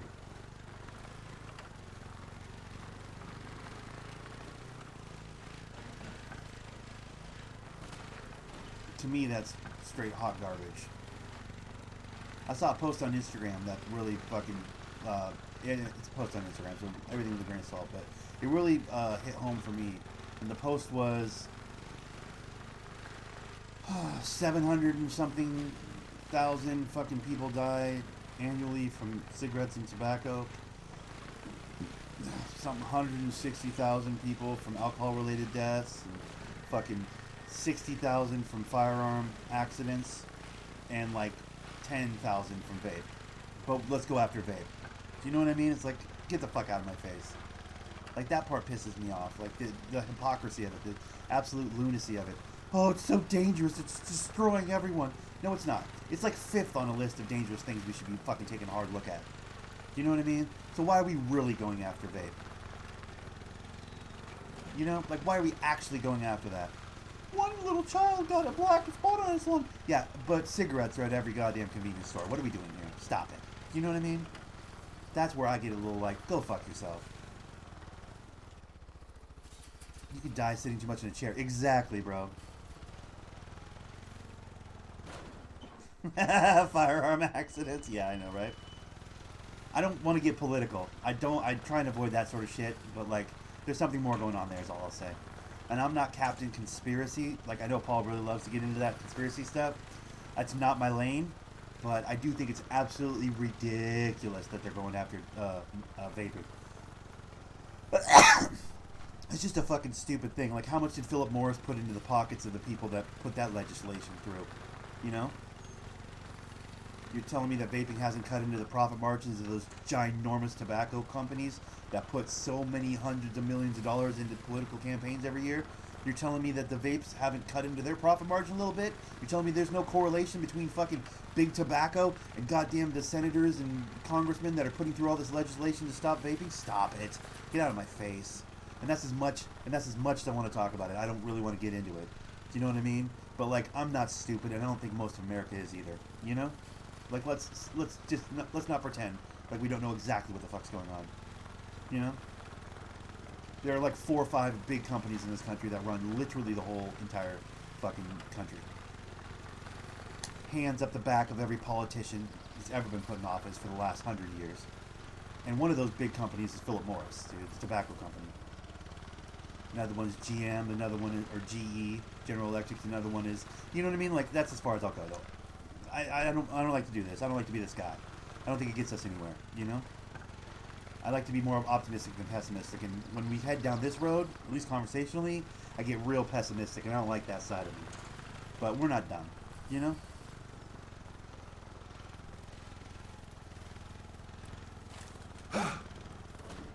Like, none of us are stupid enough to believe that this isn't self-serving, you know?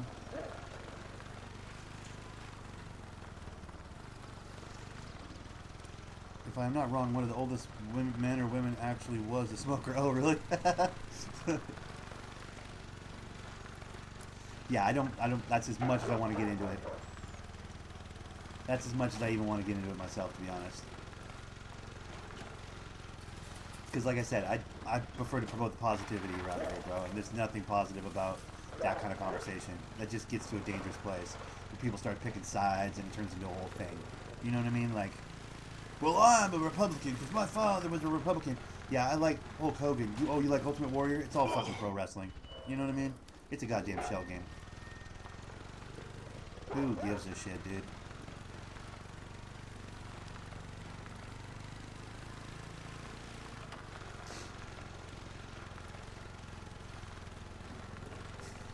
I can't. I just can't. I refuse. It's not apathy. It's a disgust with the whole construct and the whole system. It's got nothing to do with like, oh, just keep putting your head in the sand. Like, no, motherfucker. To be that invested in something that's so clearly fucking a puppet show, it seems like a waste of my goddamn time, dude. That's just my personal opinion, though.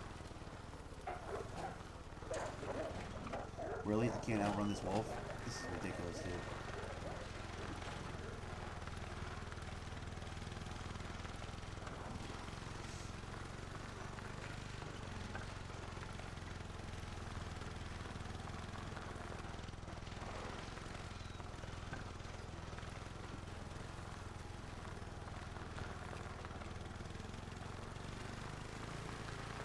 Are those more wolves? Are you fucking kidding? I'm gonna run this one down. I died.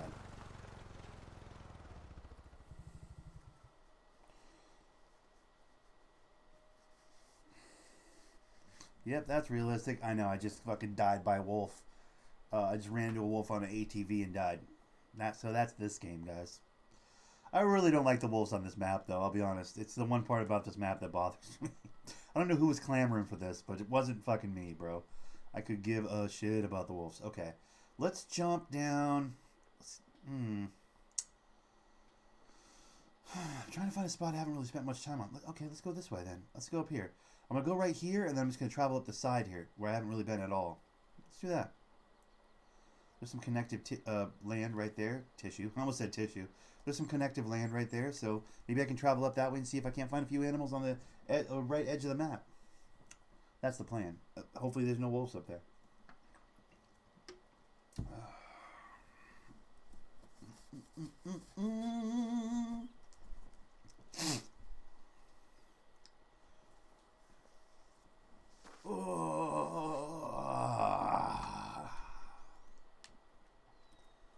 But anyways, grizzly? Okay, cool. Let me reset my lures then. I'll put the grizzly a little bit taller up. There we go. That way the grizzly's the first one I go to. Have you read the Savo Man-Eaters? It's about a British soldier who was sent to Africa to build the railways in the 1800s. 8,000 Indian slaves, also known as coolie, and terrorized by 2 lions. Really good story. Interesting. I like a good book, but I don't really read true life stuff. I like pretend. In my reading, I prefer pretend, or I really like super heady books, like your Atlas Shrugged or your Brave New World, those type of stuff. I I like comic books, or I like stuff that like bends my brain and is way out of my intelligent level, that forces me to think harder. You know what I mean? I like the super thought provoking stuff, like Emerson. I like a lot of Emerson. I fuck with Chuck Klosterman. Klosterman wrote like 4 or 5 books that have just really improved my overall opinion on life. He's my canary in the coal mine. But as far as like real life military type stuff, I don't get so much into that stuff, if I'm being honest. That's not really generally the kind of stuff I read, but it does sound interesting.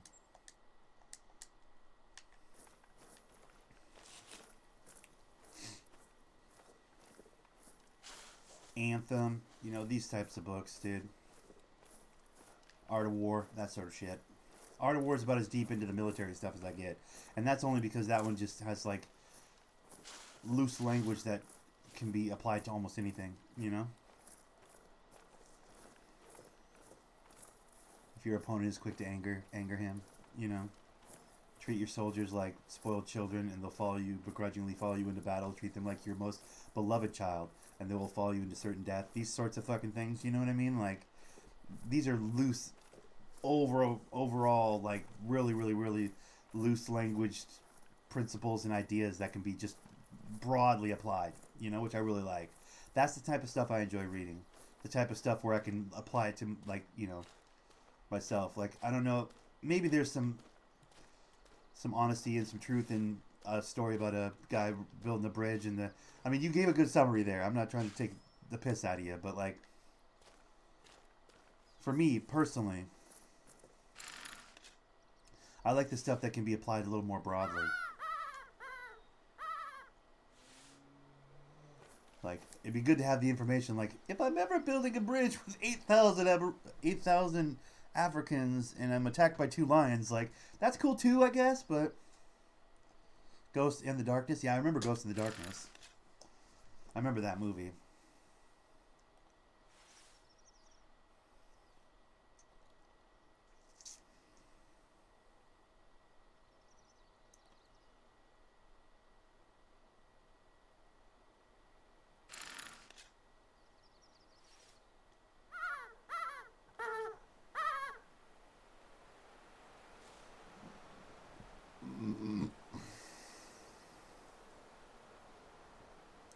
I mean, I've read a little Kerouac. I think he's a fucking rambler.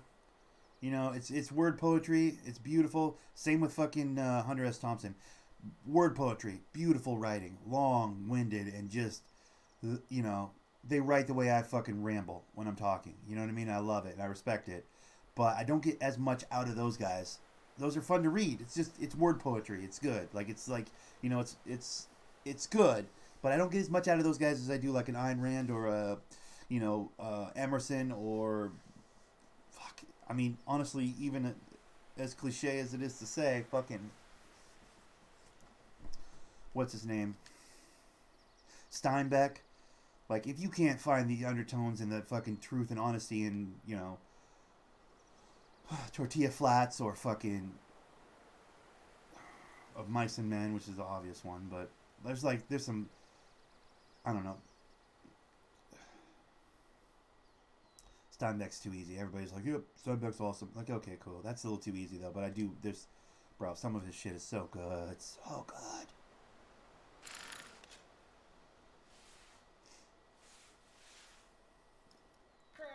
I've been making the mistake of reading Emerson before I go to bed. Like, it puts thoughts in my mind. Like, my mind races as I go to sleep, and no book is obvious these days, good sir. Yeah. True.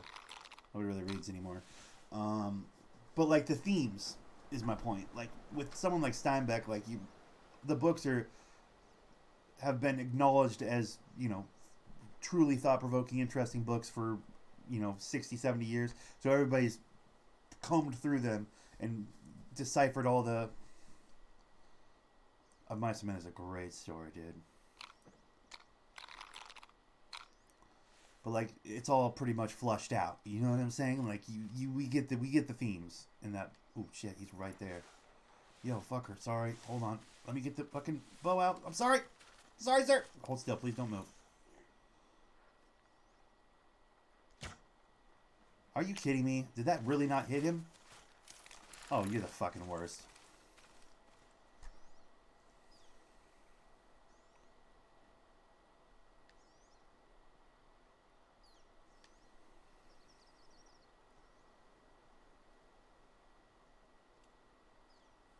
I need to read more too, Paul. Listen, I need to read more too. That's one of the biggest reasons why I was so stoked to get that light for my tent. For those of you guys that are new here, welcome. I sleep in a tent. I have it constructed in my bedroom. I don't have a bed. I have like foam mattresses in a tent on the floor because I like it. It's enclosed and it's great. But I put a power strip in there recently for my birthday. Remember, I got a power strip. I recently got a lamp, a good lamp that'll work in there with like a cage around the bulb, so it like doesn't burn my shit to death while I'm sleeping in case I kick it over or something. But I have like an end table and a lamp in my tent. It's beautiful. But the biggest thing about that lamp is that like now when the day's ending and it's getting dark and I can hit the lamp in the tent and like have proper lighting and sit in there and read a book before I go to bed. I've been trying to do that a bit more. Just because I came up reading a lot. I read a lot as a youngster because we didn't have cable television. We had like 4 channels. We had bunny ears till I was like 16. You know what I mean? We never had cable. My parents were like, no, we're not spending money on fucking television. We can get it for free with these 2 pieces of metal off the top of the television. So like growing up, I read a lot because that's what we had. We had the ability, go get a book. You're fine. Go get a book. So we'd all nuzzle in with our books and stuff. To my parents' credit, they didn't make, they didn't give us a lot of entertainment options. And at the time, I was like, this fucking sucks. I wish I had cable like everybody else I know. But looking back, like that might have been the smartest thing ever. Mom always made sure we had library cards that weren't expired, and like the library was not that far away from where we lived. Like we could bike ride to the library, so I'd bike ride up there and get a book. Like that was very much a big part of my childhood was, the library, the public library did.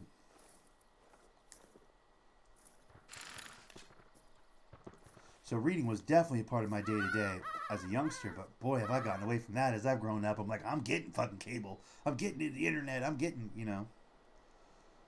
But so yeah, like I'm right there with you, Paul. I don't read it nearly enough.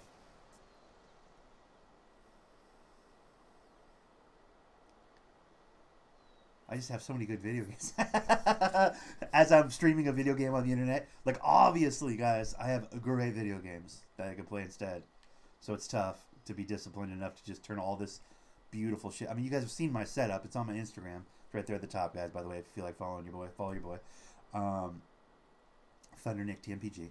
But I got pictures of my setup. If you guys had this fucking setup, dude, you'd want to spend all day sitting in this chair fucking playing video games. Please believe.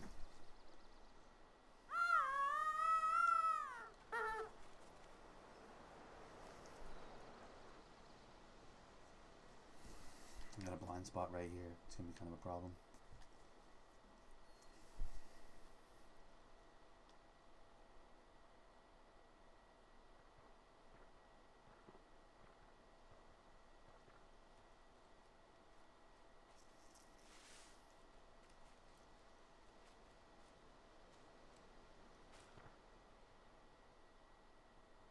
The winter of our discontent galvanized in me the idea that I don't need another person to fulfill me. You know what I mean? Like, you want to talk about Steinbeck books. Like, it's not just Of Mice and Men. Like, so many of them are so good. Bro. I mean, that's a hit right there, bro. That is a hit. That's a dead bear right there. You can sit down. Thank you. Come again.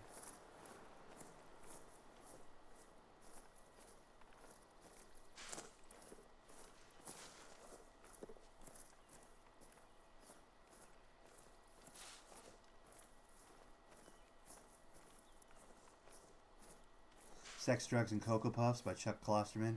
I mean, if I had to do a top 3 books...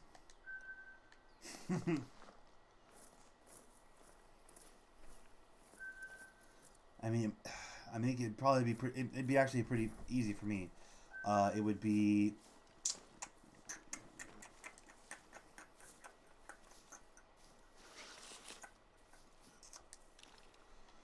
It'd probably be Anthem, Ayn Rand. I read that in high school and it changed my fucking life.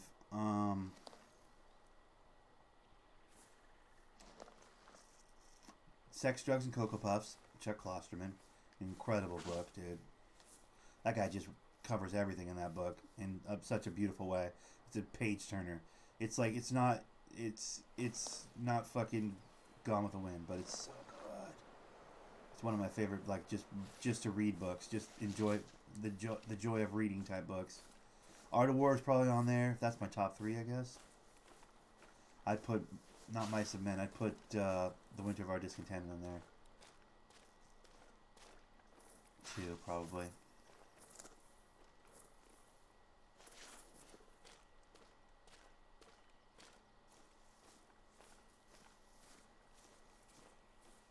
Tortilla Flats is so good though too. I don't know. It's tough. It's a dirty bird, dude. There's too many goddamn good books, dude. Yeah, well, I'm taking steps myself, Paul. I'm taking steps. I try and read a little bit before I go to bed each night, dude. So I'm making those adjustments in my day to day, my dude. I think people ought to read a little bit more. I really like the idea of audiobooks too. I'm not opposed to that idea at all. Like if I had like a tablet or something, I'd just download a fuck ton of books, dude. I really would. That would be my jam. I'd get into that. I could see turning on one of those on. Like I still have plugins in my strip, dude, in my tent. Like I could plug in a tablet and just put an audiobook on play and just fall asleep to that every night. Get out of my face.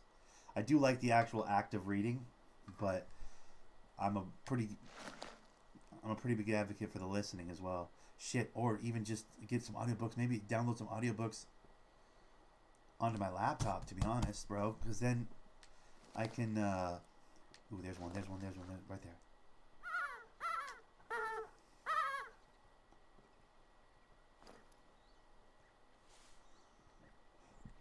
Because then I could grind 2K or whatever the game, hunting. And I could...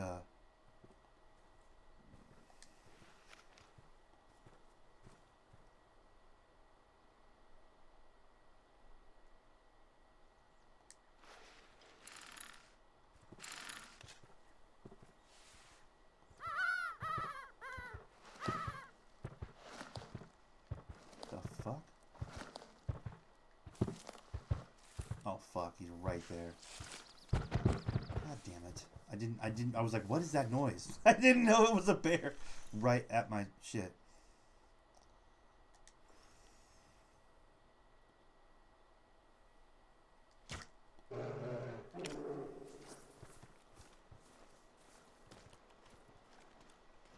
I didn't know what that noise was. It was like right in my face. I was like, what the fuck is that?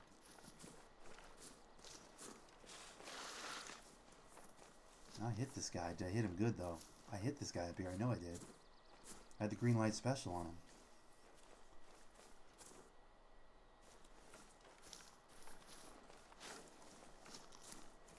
Did I not hit him? Oh, what the hell? Oh, there it is, right there. That is bad blood. That's not good blood. I don't think I hit him very clean. I'm not sure I want to chase him all the way around this thing and fucking sacrifice all the motherfuckers. Is it getting late in the day? Yeah, it is. I can already see flashlight right now. Wait, what does this do at night? Does this glow? Does the neon part of this glow at night? Yeah, what's that? Hold on. A little lady bear action? Okay.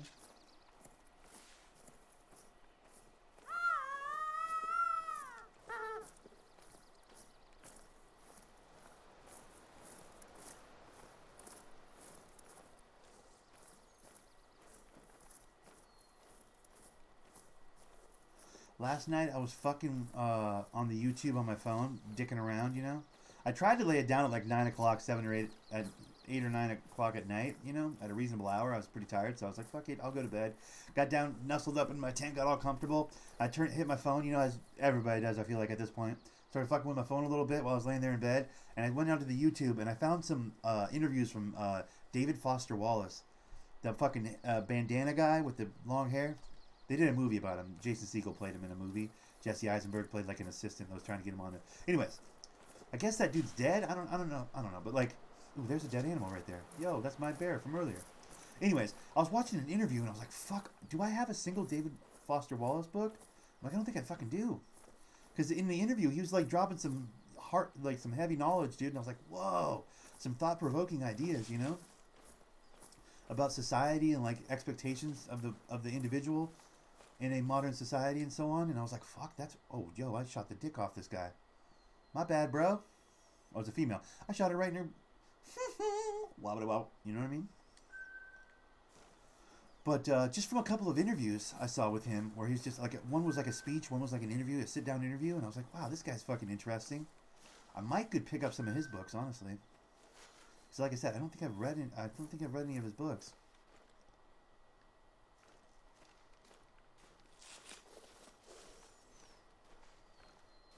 That might be something like an audiobook, you know?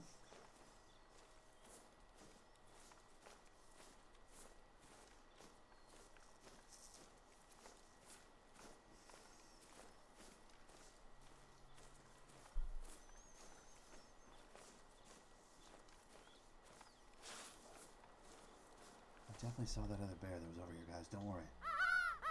And we'll get him back over here and we're going to shoot him in the face. At least that's the plan. Ooh, there he is in the, there he is in the water right there. That's who I'm talking to right now.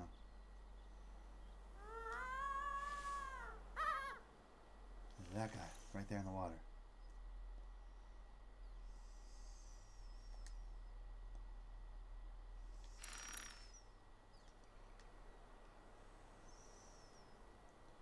Off was AFK a second. Oh, okay, yeah. No worries, buddy. No worries. You got to do what you got to do, bud.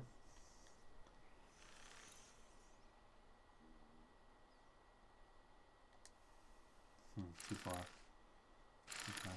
Well, let's get it in here a bit closer so we can get a shot on it.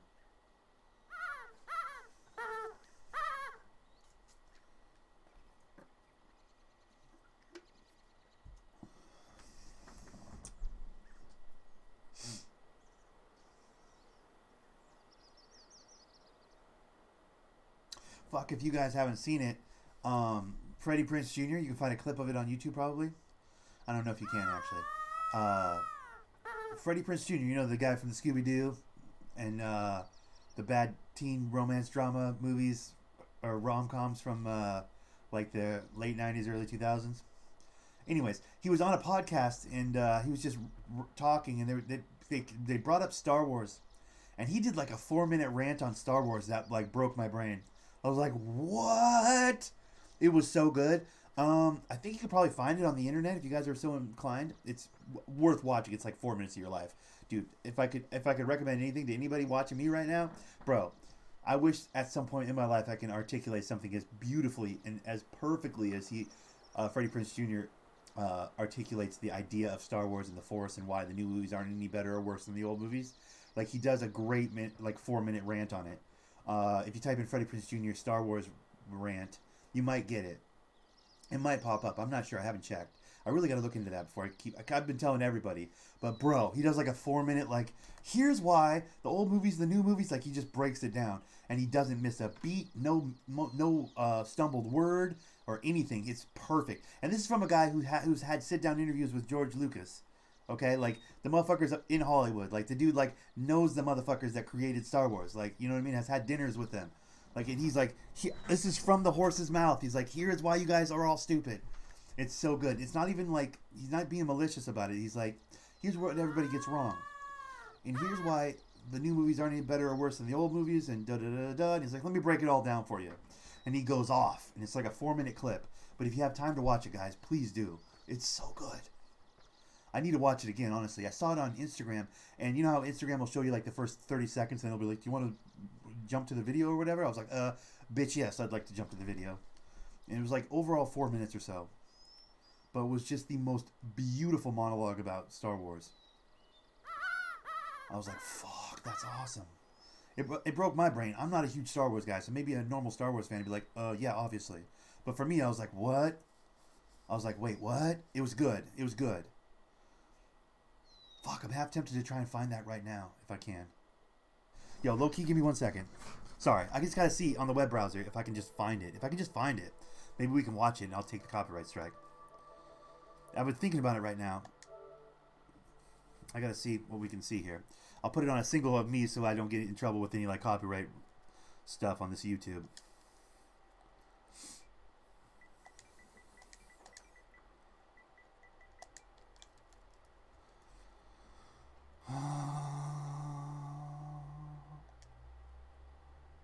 Okay.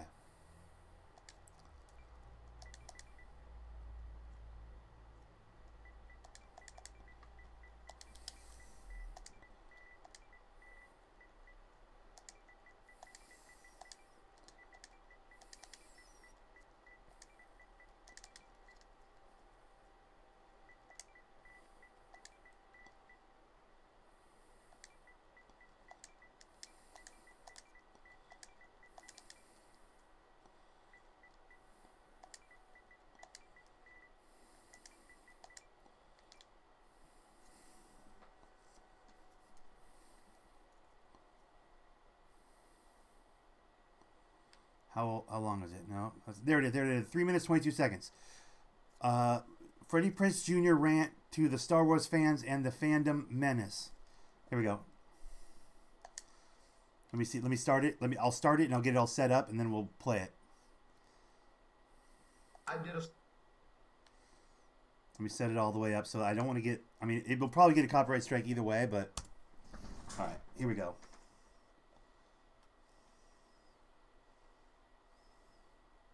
Star Wars cartoon, so even I get hate from Star Wars fans when I'm like, look, dog, you're just mad the franchise isn't aging with you. Right. But that ain't how it works. The first one was for fucking kids. Right. The second 3 were for different fucking kids, and this one is for kids. You just pissed off that Han Solo gave the fucking Millennium Falcon to a girl. Yeah. That's it. Because Luke Skywalker's Cinderella.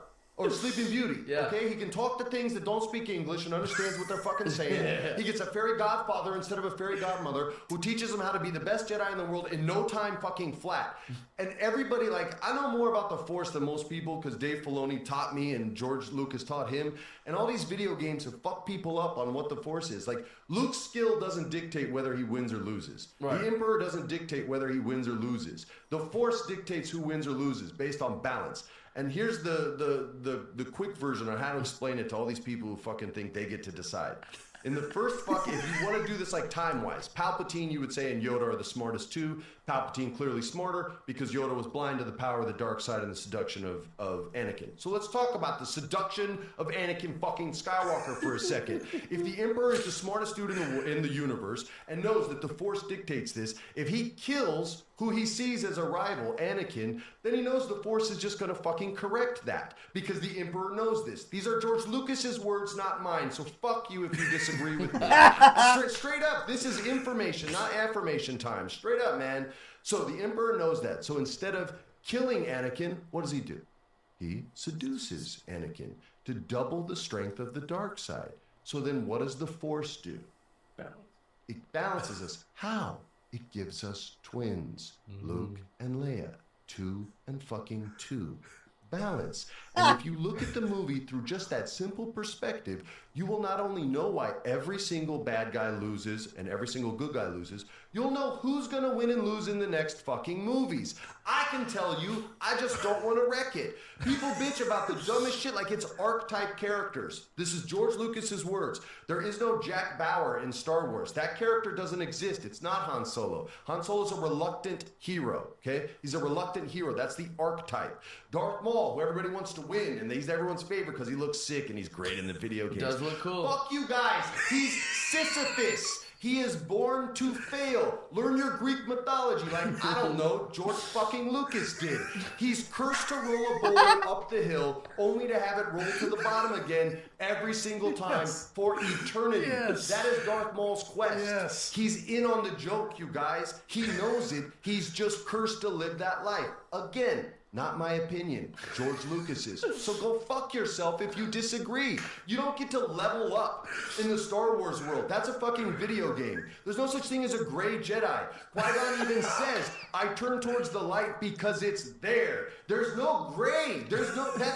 That's pretend fan fiction shit, which is cool, but don't try to canonize it because it doesn't work. Right. And I'm never gonna buy it ever. Star Wars is for fucking kids. Sorry, I'm sorry. Yep, boom. That's all I'm saying. Like that, to me, that made me so happy when I saw that. I was like, fuck. It's so perfect. It's so perfectly put. It's like, bro, there's no leveling up in Star Wars. That's not how it works, dude. You don't level up. It's balance, the Force, dude. From George Lucas. I don't know. Something about that particular rant hit home with me so hard when I saw that the other day. I was like, fuck, that's perfect. I know so many Star Wars dorks that are so bent about the new movies and why this happened, why that happened. It's like, bro, stop it. What are we doing here? Anyways, sorry. That's just a weird little side thing I just had to do right there. But, bro, like, I wholeheartedly 100% stand behind that particular monologue. It's perfect. I wish I could articulate something that perfectly. You know what I mean? Just once in my life. I wish I could articulate something that perfectly. Anyways, I don't know where we go from there, but like that was just like I probably just got a copyright strike for that. I'm definitely gonna get a copyright strike for that. Most likely.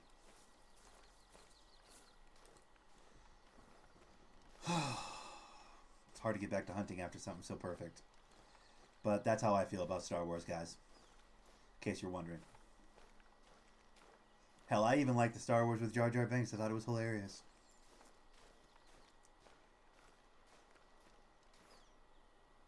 Yep, that's what I'm saying. Like, that's all fucking fact. That's all from George Lucas, dude. That's, like, legitimately fact. I didn't know the Greek mythology thing about syphilis or whatever the shit with the fucking Darth Maul. I didn't know that part. I didn't know the Greek mythology behind that, but that's hilarious that, like, in his name alone, he's destined to fail, dude. Like, just his name alone suggests, you know, the foreshadowing. But in his little, like, the Force is all about balance thing right there. This whole new movie where Rey's supposed to go all evil, or they're flirting with the idea of Rey going evil. Like, what the fuck? Does that mean that Ben Kenobi or Ben Solo is gonna fucking... Is Kylo Ren gonna go good guy? Or is there gonna be a fucking double turn? Like, to use a pro wrestling term? Because if she goes full evil, what does that mean? More Jedis? More good guys are gonna pop up out of nowhere? You know what I'm saying? Like, they haven't established any good guys. What, Finn? Is Finn gonna catch some fucking good guy Jedi Force or what? I don't know. It just has me thinking about that new movie where they're trying to flirt with the idea of Rey's gonna end up being like some Darth Vader shit. It's got me, my head twisted on that a little bit. I'm like, wait, what? So what does that mean for... I don't get it.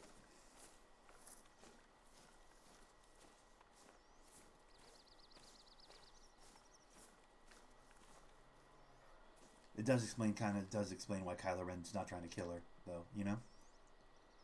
Like, he's actually not trying to kill her. After the first movie, anyways, he's like, alright, how about join me?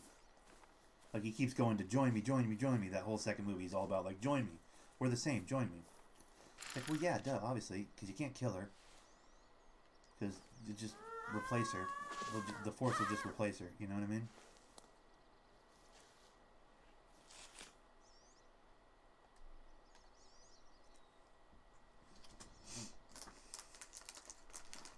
Star Wars is for kids. I love that shit. Star Wars is for kids, bud. There's no leveling up. It's not a video game. I love it. Okay.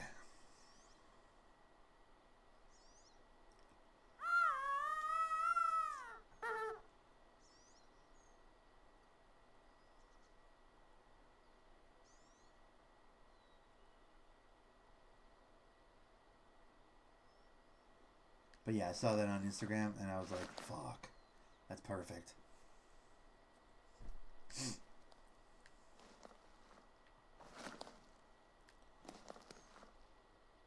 It's amazing how something as simple as 3 minutes and 22 seconds of a guy rambling about a movie franchise can just stick in your brain, though. Because it's like, it's been in the back of my head for days.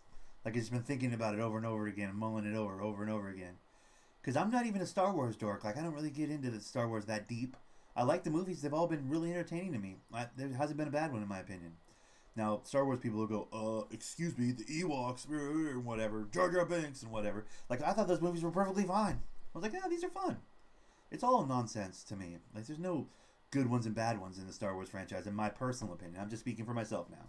I know I'll probably alienate some Star Wars dorks out there, but, like, honestly, I thought they were all very entertaining movies. I didn't see one as good and one as bad.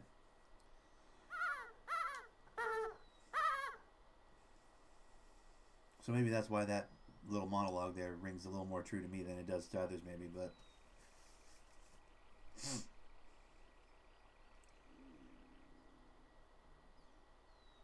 What the hell? Didn't I just hear a bear over here, or no? Am I out of my goddamn mind?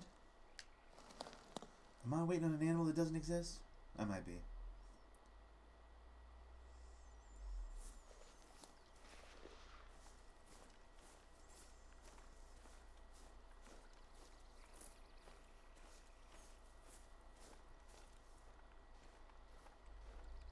I think I am. Fair enough, we're gonna go this way.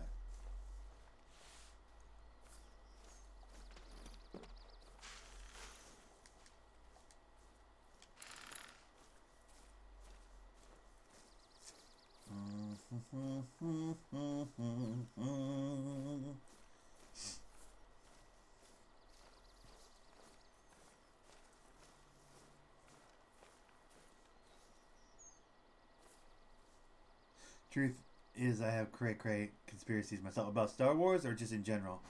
Doesn't piss me off. Truth is, I have cray conspiracies myself. Dude, I'm not sure how much conspiracy there is though, bro. Like, that dude has had opportunities to have conversations with motherfuckers that have had direct conversations with George Lucas.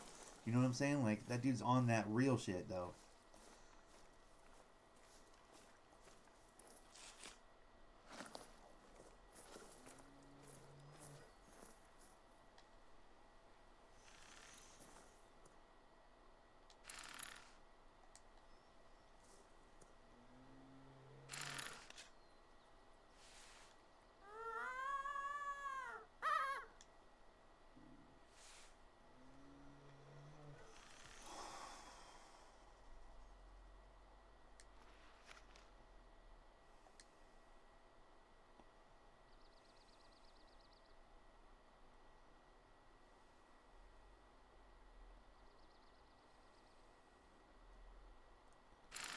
Motherfucker, why are you walking away from me? I got my call out. I'm about this life, dude. Get over here, dude. Is that the wrong call? That's the wrong call, isn't it? No, it isn't. That's the right one.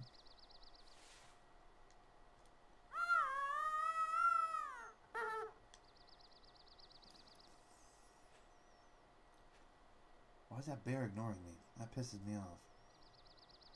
There we go.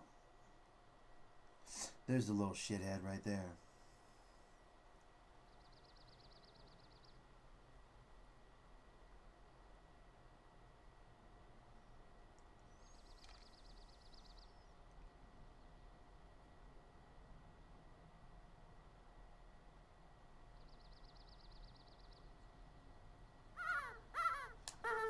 Why? Why are you running away? Why is he running away? What did I do? I'm a good person. I give to charity. I help old ladies cross the road.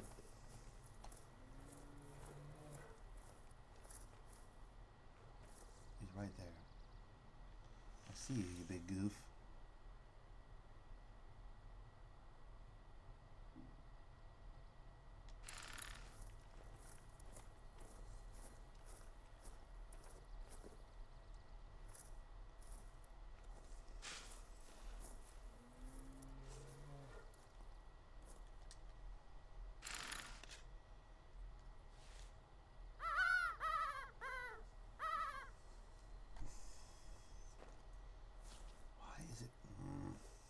I mean, I get it. It's warning calling me. Like, it knows I'm behind him, but if I'm calling out as a bear, dude, like, it shouldn't be like, hey, there's a bear behind me. You know what I mean? Like, no? Is that not, is that not a thing? Is that not a thing? Or what the fuck? Like, oh, is there a bear behind me? Oh, that's crazy. Is that Steve?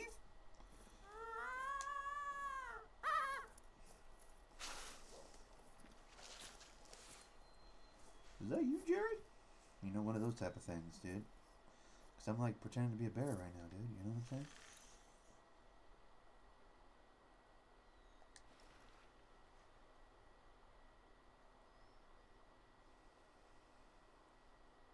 Oh, what the hell? Well, I think the original Joker is Bruce Wayne's father.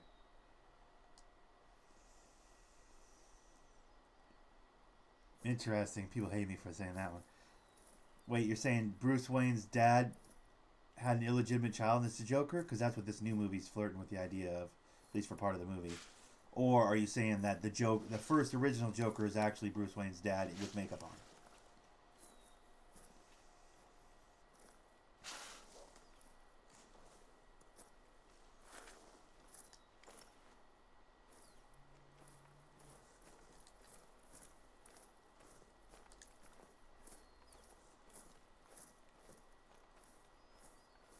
Either way, ridiculous. No, I'm just either way, get out of my chat. I'm joking.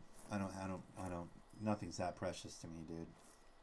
There are very few things that are that precious to me where I would get insulted and hurt.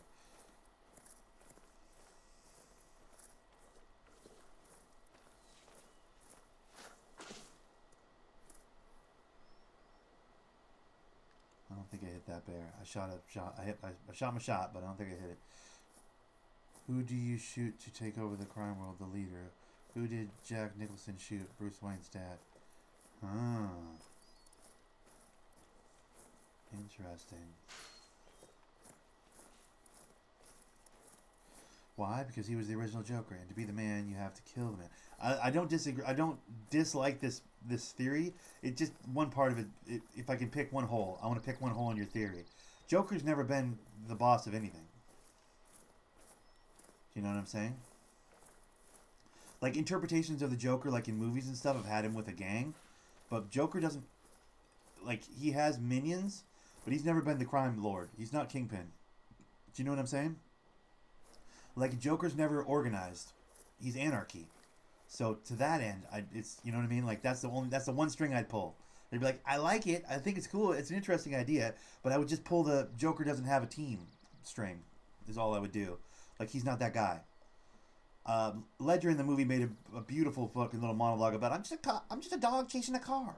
I don't know what I would do if I caught it. You know what I mean? Like, that's the Joker. In the cartoon interpretations and the comic interpretations, like, he may have a handful of minions, like demented fucks that will follow him, but overall, Joker's not organized enough to get everybody on the same page. The Heath Ledger guy kind of attempted to do that when he had to sit down with all the crime bosses, but it was only in service of him going, you guys are all fucking stupid with your rules, and why don't you do business at night? You guys are a bunch of bitches. He wasn't trying to be their boss. He was trying to fucking show them an anarchistic, different way to approach their fucking particular job. He wasn't trying to take over. He was trying to take part and show them a better way. I guess maybe he was trying to take over in that Nolan movie. But again, that's just the movie, dude. In the comics, I don't think he was ever like the boss of organized crime. Do you know what I'm saying? Joker's never been the Kingpin. I know I'm mixing Marvel and DC there, but you know what I'm saying. Like, that's the only critique I'd have about that plan. Otherwise, I think it's a very cool fucking idea. I think someone should write up a treatment for that and do a comic book series where that, you know, an alternate universe type fucking run of comics. I think you could do a really good job with a comic like that. I think it could be really entertaining. But I do think the one hole there would be that the idea that Joker's doing more than just fucking chasing his impulses and being chaos in human form, you know? That would be my only problem with it. Why does it feel like I've been chasing this bear for like fucking 8 days? What the hell?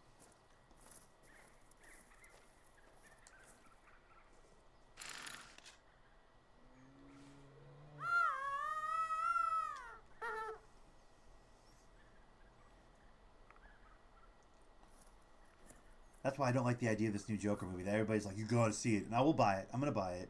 I'm definitely buying it when it comes out on Blu-ray, DVD, or whatever. And I'll watch it. And I'm certain I'll like it for its dark undertones and its performance by Joaquin is like, there's no way that's not a good performance. You know what I mean? Like, Joaquin Phoenix is so talented, that there's no way he didn't knock it out of the park. Everybody's saying he's just a revelation. Like, what he's done with the idea of the Joker. is just groundbreaking and like Oscar worthy and shit. And I haven't even seen the movie, and I don't disagree. I'm certain he did. He's that talented, but I don't need the Joker to have a backstory. The fact that he doesn't have a backstory is the best thing about him, in my opinion. I've been through this. I've ranted about this before, so this is not a new monologue from me. But I don't like that they gave the Joker a backstory. I don't like the idea of the movie. It's like, well, let's give a little insight into the Joker. Let's not. That's his superpower. Is that even the best detective in the world, Batman, can't figure out who the fuck the Joker is. Without that context, without that backstory, you basically, Joker is so effective against Batman because he basically negates the one superpower Batman has, which is his fucking ability to detect. He's like the world's greatest detective, right? He's a brilliant genius, right? But he can't get a fucking bead on Joker. That's why they go back and forth and back and forth and back and forth. So this idea that Joker's got a backstory now, that ruins the whole, like, well, then how the fuck, if he has this backstory and a mom, how the fuck did the best detective in the whole world in Batman not figure out who the fuck he is a long goddamn time ago then? Do you know what I'm saying? It blows that all up.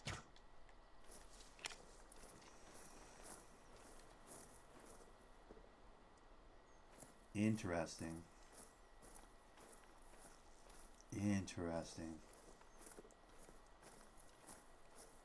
So too close to the trees to see the forest is your logic, Paul? With the whole Joker being his dad thing? Like too close to the trees to see the forest? Or too close to the forest to see the trees? What's that expression? Like he can't see what's standing right next to him? But then is he the greatest detective ever? Do you know what I mean? Like Batman is like widely recognized as the greatest detective ever. What's up, Brownie? How's it going, buddy? Widely and understandably, like, the greatest detective in the whole world. That's his superpower, right? He has no actual superpowers. He's a dude with lots of fucking money and the means and an acute detective ability, right? Like, he can fucking detect. He's the world's best detective, but can't figure out that his dad's Joker. With your story. You know what I mean? Like, that blows that up, too. Like, I don't like anything that blows up the idea, the general premise, the basic foundation of the Batman, which is that he is the greatest detective ever. That's a superpower. That combined with all his cool tech and his millionaire, status in the society that can get him doors unlocked that wouldn't be unlocked to other people, right? Like he has some... I think he knows. What? Paul, you're coming up with some interesting stuff here, but I like it. But that's why I don't like the idea of giving Joker a backstory. Because in doing so, you nerf Joker and you nerf Batman at the same time. When you do that. Because if the Joker was just some guy who life beat the shit out of, that takes all the magic out of him, to me. And if he's just some guy that life beat the shit out of, how the fuck does the greatest detective to ever exist now figure out he's just some guy who that life beat the shit out of? Do you know what I'm saying?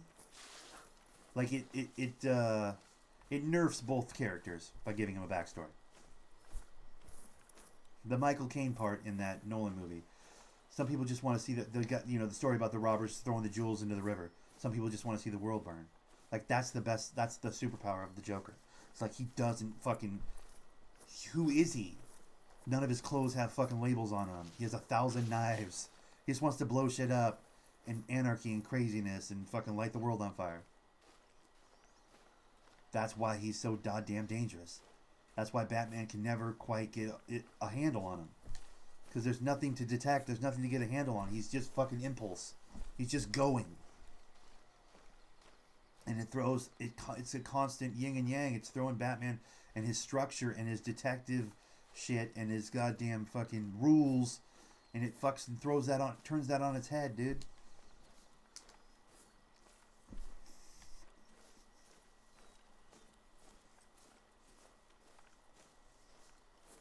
That to me is how it works. And why it works.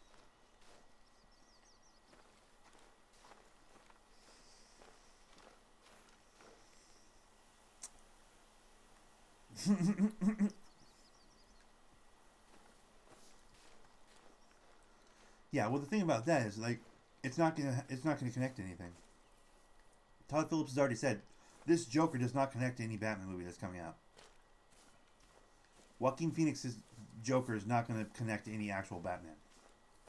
It's a standalone. That's why there's no Wayne anywhere. They don't want to even flirt with the idea. God forbid they show a Wayne Tower in the background, then people go, "Oh, that means..." Like, no, dude, it's not. There's no connective tissue. It's not gonna be a part of some new string of Batman movies. He's not gonna be the Joker in any Batman movie, from what I understand. So, like, they don't even want to flirt with the idea. You let the nerds loose on your movie if you put any Wayne anywhere in there, you know? It's meant to be a standalone.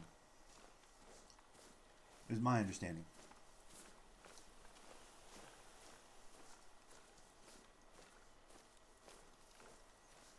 I'm stoked that Joaquin Phoenix has an opportunity to do that kind of, you know, character, though. That's so cool, because he's the motherfucker you want in that kind of he's the kind of motherfucker you want to attempt that kind of a role, you know? He's that guy.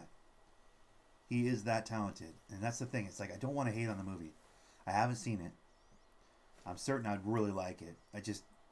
I'd have to put away the whole idea that Joker shouldn't have a backstory. Because I really, truly, strongly feel that way. The Joker should not have a fucking origin story. For fucking 100 years in goddamn comics, he's never had an origin story. You know? Like, they're just gonna give him one now, just for shits and giggles. It bothers me. It really bothers me. It, like, really bothers me. I don't know. That's my hang up, I guess. Moonshine. No, I don't know. That's a good question. How did he get rich? I'm not the biggest Batman guy. I'm just not. I'm more of a Marvel guy. Marvel's a little bit sunnier and shinier, you know? I don't like the darkness of DC. Batman's never really appealed to me that much. I liked all the movies. I have all the Nolan ones, and I have the cartoon series from from Warner Brothers back in the day. I have all the seasons of that. That show was so good. That show was my childhood. But I don't even think he's in my top 10 superheroes. So I don't know much about his dad or his backstory or anything, to be real.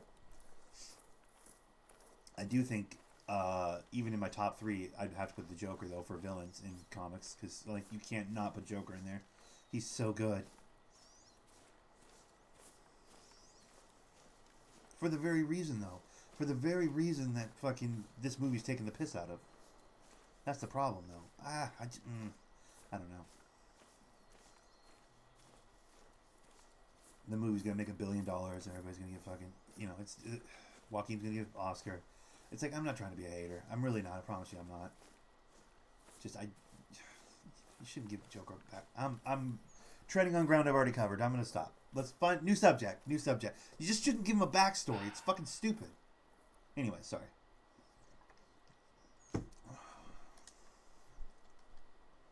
Red Fox. Interesting.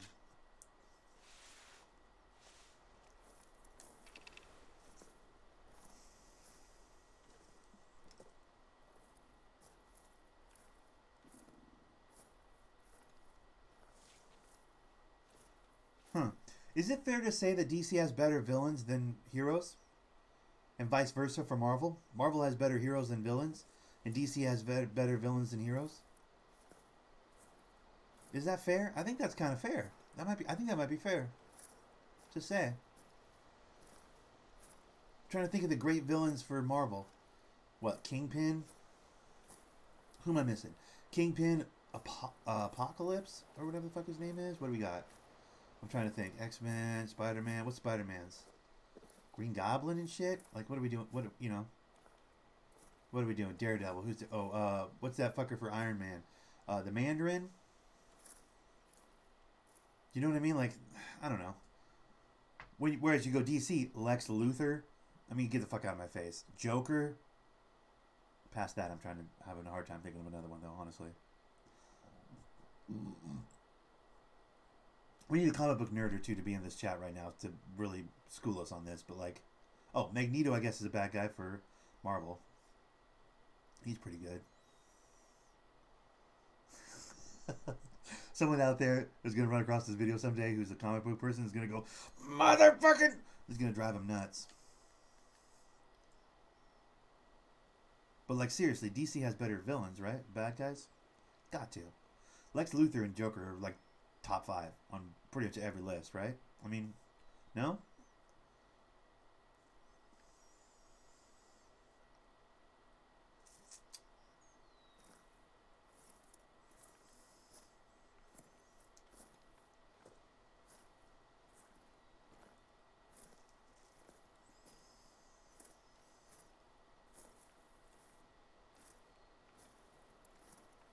red fox a second ago. Where'd that red fox go?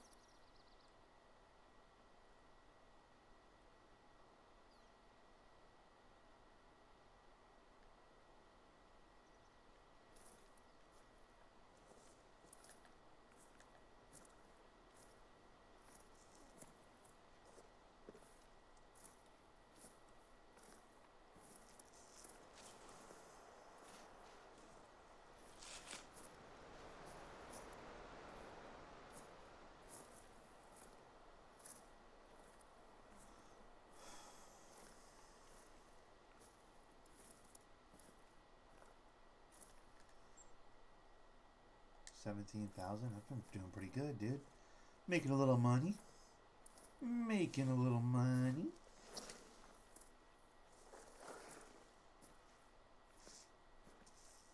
I need to make like 48,000. Do I need to make 48,000? I have the new bows. What was that bow that I needed to buy for 48 grand then? What's up, Splash Man Dan? How was DC, my friend?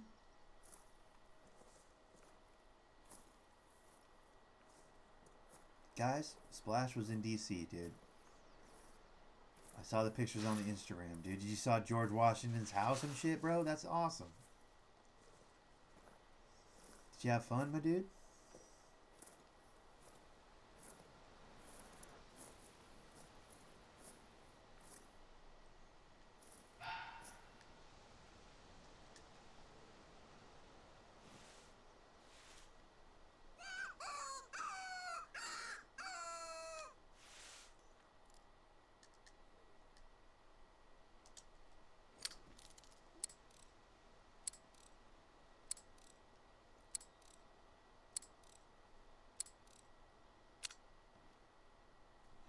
How the fuck did you know I went to DC? Bro, it's on Instagram, bro. You post on Instagram. We're following each other, bro. Duh. It was fun. Dude, George Washington's house looked like a trip, bro. I'm jealous. I want to see where George Washington lived. That house looked like a trip, dude.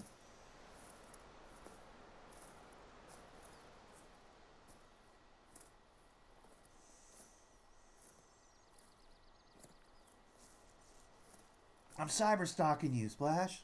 Joking.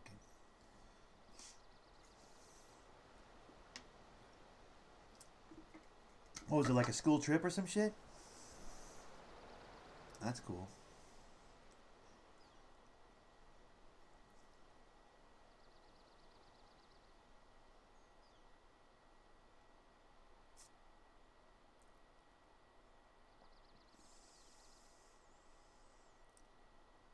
Dude, the only place I ever went on a school trip is we went to Victoria, Canada, which is like just a ferry ride away from where I live here in Washington State.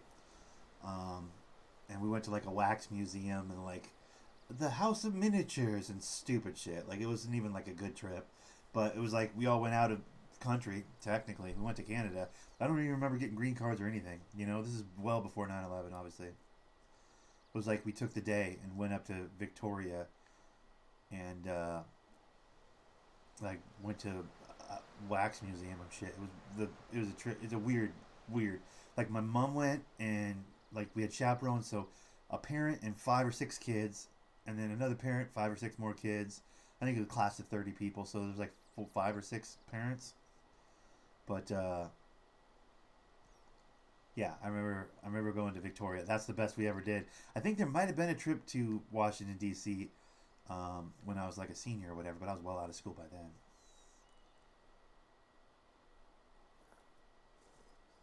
But that's cool, man. Like, do you get credit in school for that then? You get a bunch of credit in school for like going to George Washington's house and shit?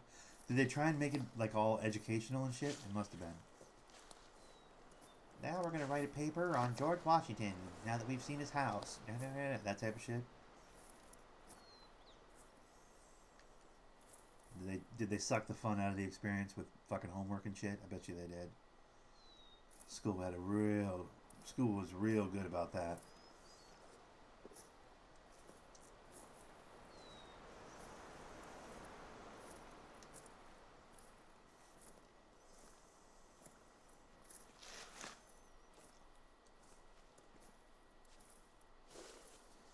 We also went to New York City. Damn, nice, bro. That's awesome. Dude, I have never been to that side of the East. Well, actually, I've been to Miami, Florida. So I've been to the East Coast, but I've never been up to the part of the East Coast where there's like the historical buildings and shit. You know what I mean? Like all the like first settlers in our country type shit. The Philadelphias and the whatever the hell else is, Virginias and the like, where there's all those hundreds and hundreds of year old buildings and shit. Honestly, I think I'd enjoy the shit out of that stuff. I'm getting to that age where that shit could be really fun. I bet you I'd really get a lot out of that, dude.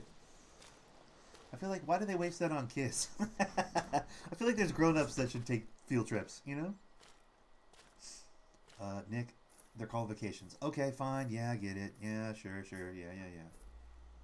But why don't they set that up, dude? Why isn't there like a, I don't know, some sort of field trip for adults type place? That's a small business. How the hell has somebody never done that as a small business, dude? Like, saw Madison Square Garden. Did you really? Dude, that's awesome. Dude, I want to go to a game in Madison Square Garden. That would be on my bucket list. That and the Palace or whatever for the Pistons. But, like, they have a new place for the Pistons play now, right? Or they rebuilt it or whatever?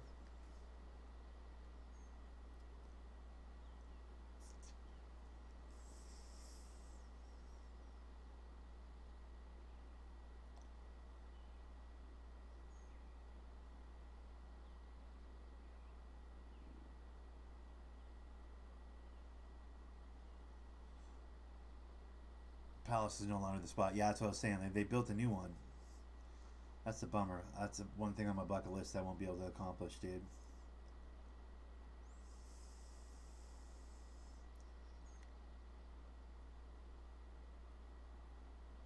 Sold out to Little Caesars and it sucks. Ah, that's too bad.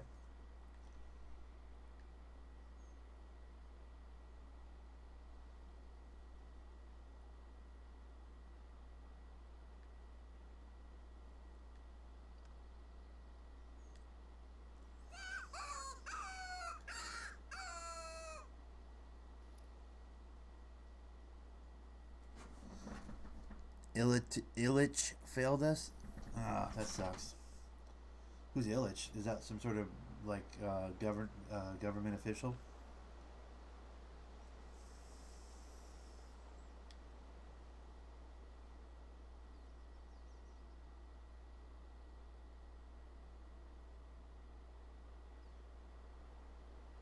Or is that the owner of the Pistons? Dude, I get you. Yeah, dude. Detroit's in a tough spot. I get it.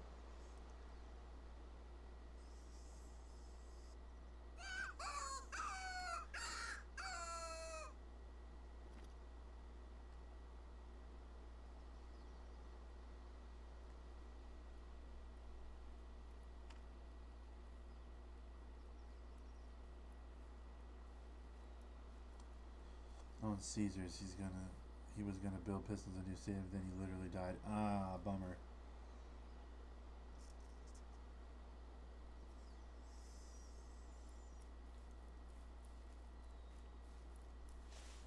Bro, all Little Caesar is up here is hot and ready.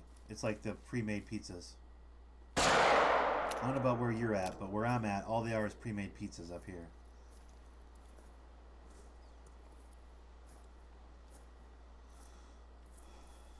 Do you still have like? Do they still make pizza at Little Caesars where you're at, Paul, or is it all like pre-made, preheated, sitting in an oven, sitting in a warmer, waiting for you to purchase it, and then if you don't eat it in the first 10 minutes, it goes cold and it's worthless. Yep, hot and ready is all it is everywhere now. Okay, yeah, that's such a bummer, dude. I'm gonna tax demise that fox because they got so many things, so many places to put foxes.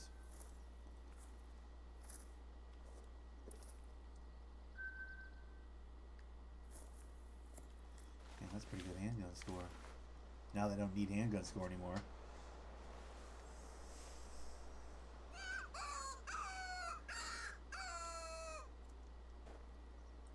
Dude, that's the bummer of it. Like, I'll eat a Little Caesars pizza. I'm not a snob about pizza.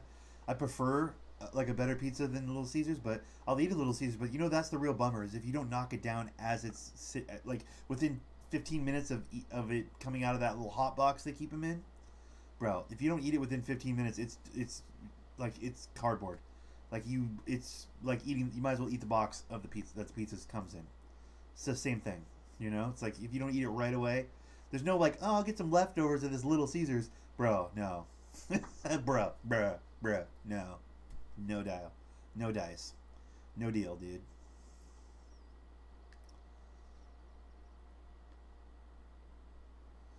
Like you give it even fucking 10 minutes, you're in bad shape. There's one of those in pretty close walking distance to me. Like it's just the grocery store I would normally walk to. It's about 10 minutes away. It's maybe 3 or 4 blocks up the road. There's a hot and ready Little Caesars place and a little strip mall. I've never even gone up there, but I really ought to, honestly, because that'd be a quick little meal. It'd be a hell of a little walk too. But problem is, by the time I walk that pizza home, it's useless. Do you know what I mean? I'd have to eat the pizza as I'm walking home for that to be worth anything. You know? Because in the walk, and I couldn't ride my bike. That'd be tough to carry a pizza while I'm riding my bike. So yeah, that would that would defeat the purpose. By the time I got it back to the house, I'd have a cardboard pizza inside a cardboard box. You know what I mean? Like it's a bummer.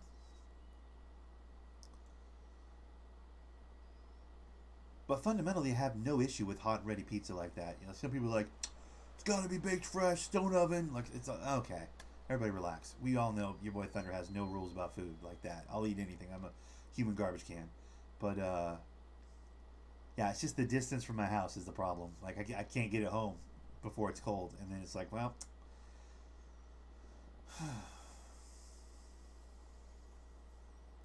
But if I was a little bit closer to that Little Caesars, I'd probably eat Little Caesars a lot, to be honest.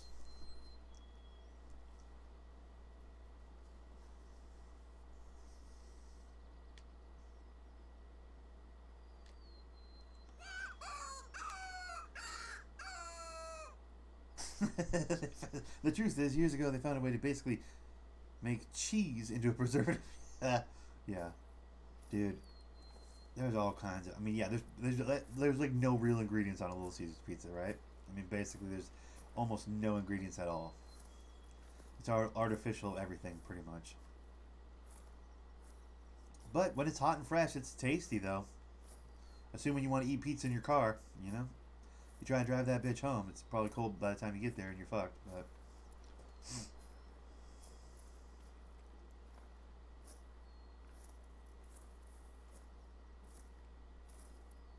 I remember back in the day when Little Caesars was still making pizzas, though.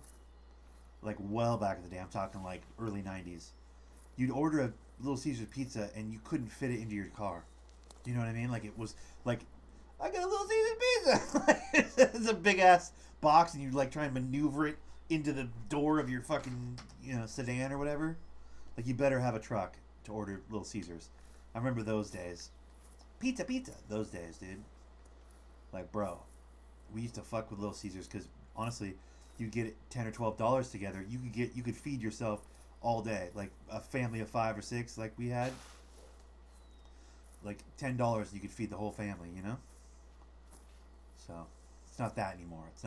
But at that time, you get like breadsticks, 2-liter pop, and like the pizza you couldn't fit in the car door, for like $10. It's no wonder they had to fucking down pair to hot and ready, dude. Like they couldn't have been making money on those pizzas back in the day. And it still wasn't that good a pizza. It wasn't like good pizza or whatever, but bro, you could not beat the quantity at all. I'm talking like 2-handed slices, like big old fat, like 2-handed slices. Bro. God, now I'm hungry for pizza. You dicks. Ugh. Bastards. Why are you doing this to me? What time is it? It's just barely... Oh, there we go. Hold on. Has requested to... Alexander. Homie. I got you. Hold on. He's requesting to follow me, dude. My dude, you're in, dude. Welcome. Real pizza is still amazing. You're right.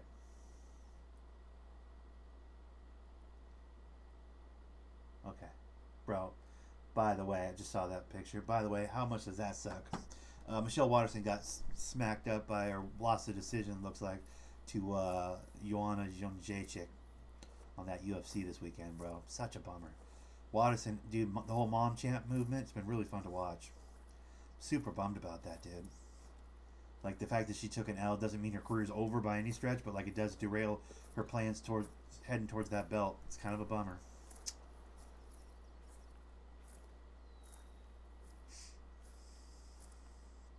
That's too bad. That's really too bad, dude.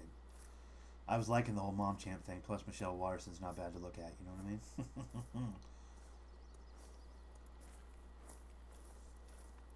It's weird. For whatever reason, I have no issue with girl fighting. Like, with girls fighting, dude, like MMA-wise. It doesn't bother me. Girls playing basketball bothers the shit out of me. It's like, not bother the shit out of me, but, like, it's not like, that's not real basketball. You know, I get all weird about it. I don't get weird about girls fighting, like, MMA-wise. I actually really enjoy two girls kicking the shit out of each other. It's really, they go after it. True.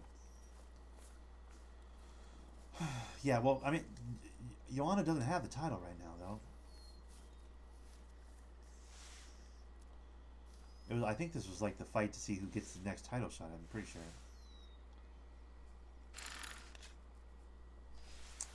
A pretty healthy amount, yeah. I keep up. Not as much as I used to. I keep up as best I can.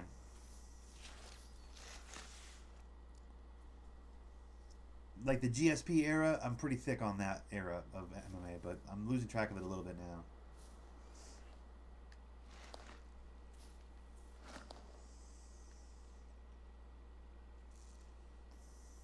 Was this a title fight? I don't think JJ has a belt though, brother. That's the thing. I don't think she has a belt. I could be wrong. I reserve the right to be wrong on that. Can somebody Google it? And maybe it was a title fight.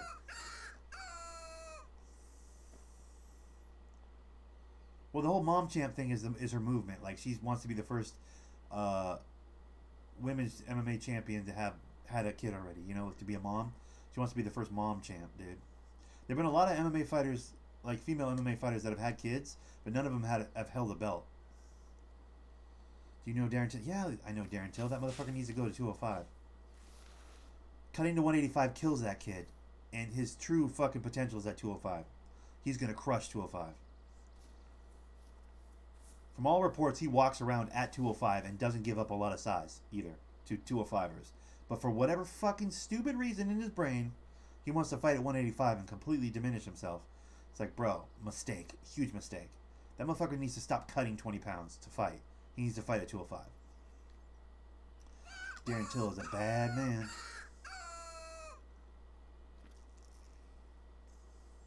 Wait. Is he 170 or 185? Wait, what does he fight at? Fuck. Am I messing that up? Wait, is he... No, does he fight at 185? He needs to go down to 170? Or no, he fights at... No, he fights at 185. You went to school with him? Nice, bro. That's awesome. I work across the aisle from a gentleman whose closest friend is Walt Harris, heavyweight in the UFC right now. He'll go to the fights with him sometimes and come back with stories, you know? You're supposed to go up, not down. Agreed. So, like, Walt Harris is a heavyweight. He's got a fight with Alistair Overeem coming up. Anyways, this Walt Harris guy's literal best friend, is this gentleman, Dustin, that I work with. He, like, literally works right across from me. So we talk MMA most days. Boxing. We talk a little bit of boxing as well. Like, he'll be in the beverages right there, and I'll be in the cups over here in my side of the warehouse. He'll be in the beverages in the middle. And I'm like, he's like, Walt got a fight, man. I'm like, who'd he get? He goes, Overeem. I was like, oh, fuck. That's a fight. Alistair Overeem still got a couple of punches left to throw, you know? That's a fucking name, too. If Walt can get that win, off to the races, bro. But yeah, isn't it wild when you, like... I mean, I didn't go to school with Walt Harris, but it's kind of cool that, like... Because his boy is, like, his boy. This guy that works across from me is literally his best friend. So when Walt's fights are coming up, you can see a demeanor change in Dustin. Like, because he's like... That fight, he needs this one this weekend. Here's what he needs to do. And we're, like, talking it out. He's like, bro, I'm worried. So I was like, "You flying out for this one?" He's like, "I'm not flying out for this one." Like he has to take time off to go, not corner, but like go to the fights with them and shit. Because he's like his good luck charm when Walt has a tough fight. He'll have Dustin take 2 days off work and like go to the fights with them because like Dustin's a good luck charm. I guess Walt's never lost when Dustin's been there. It's this whole thing. It's very interesting. On a serious note, dude that fought Tyson is a damn cheater. He poked a cut with his thumb. Wait, which Tyson?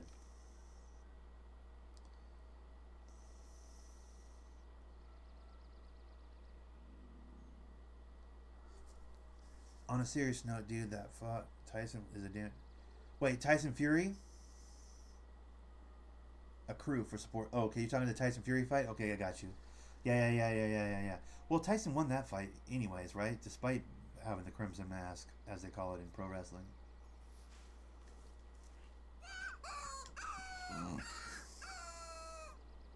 What am I doing up here in the mountains? Anything? I'm just kind of... I'm just some bullshit around right now.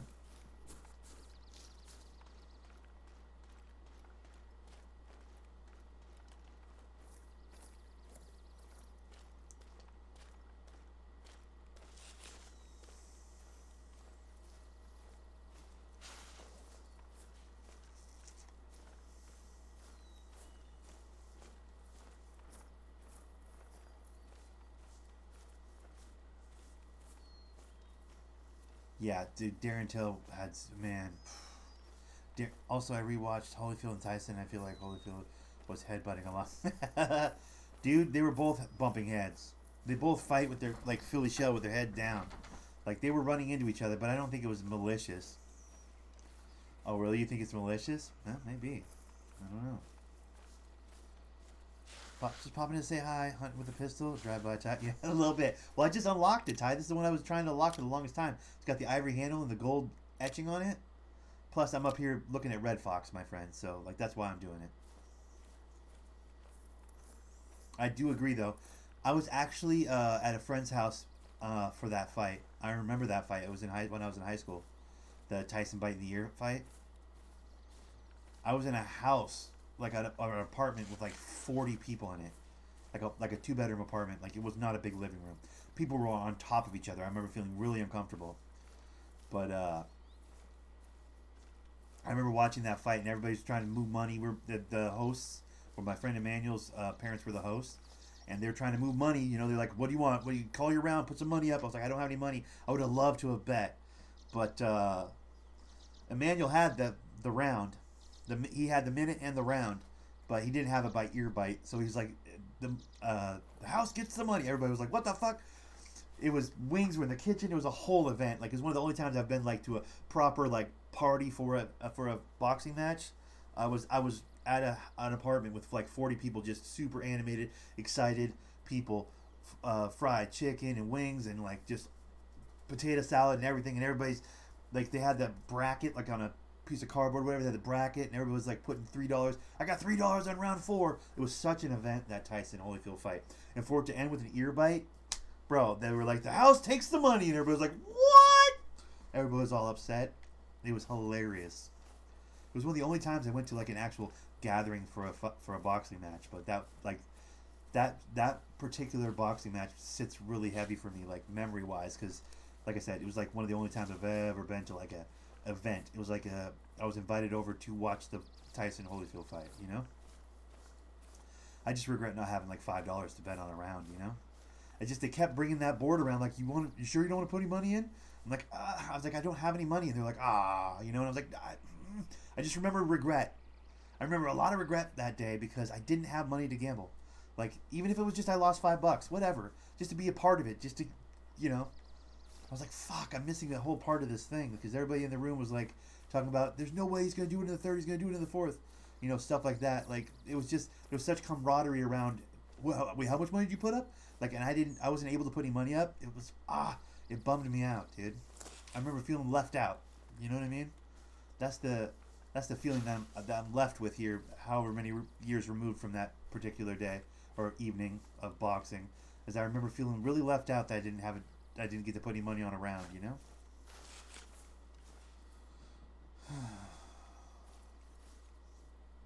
Man, I love boxing and MMA. Yeah, I like it too, man. There's an honesty to that. The one-on-one of it is fun, but then there's also an honesty to it. For the most part, boxing less so, but it's definitive. Like there's a winner and a loser. There's no room for wiggle. There's no wiggle room. You know.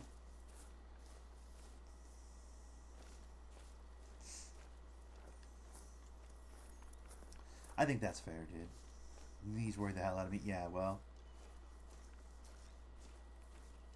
there's some science behind the whole.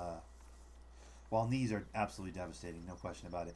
There's some science behind the however many ounce gloves that MMA fighters use, and the actual amount of damage done to the head, as opposed to the consecutive and consistent damage done with boxing gloves on over the long haul, like career-wise.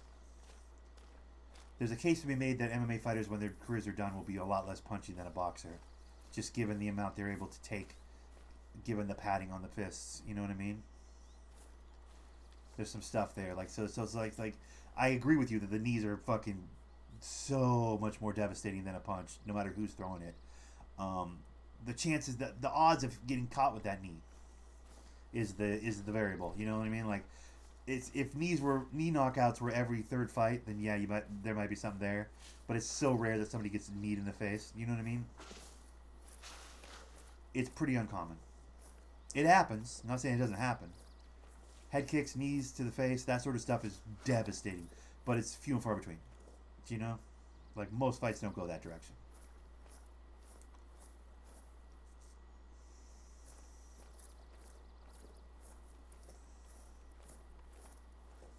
Yeah, it's the concussive, like over and over and over and over and over again getting hit, albeit with the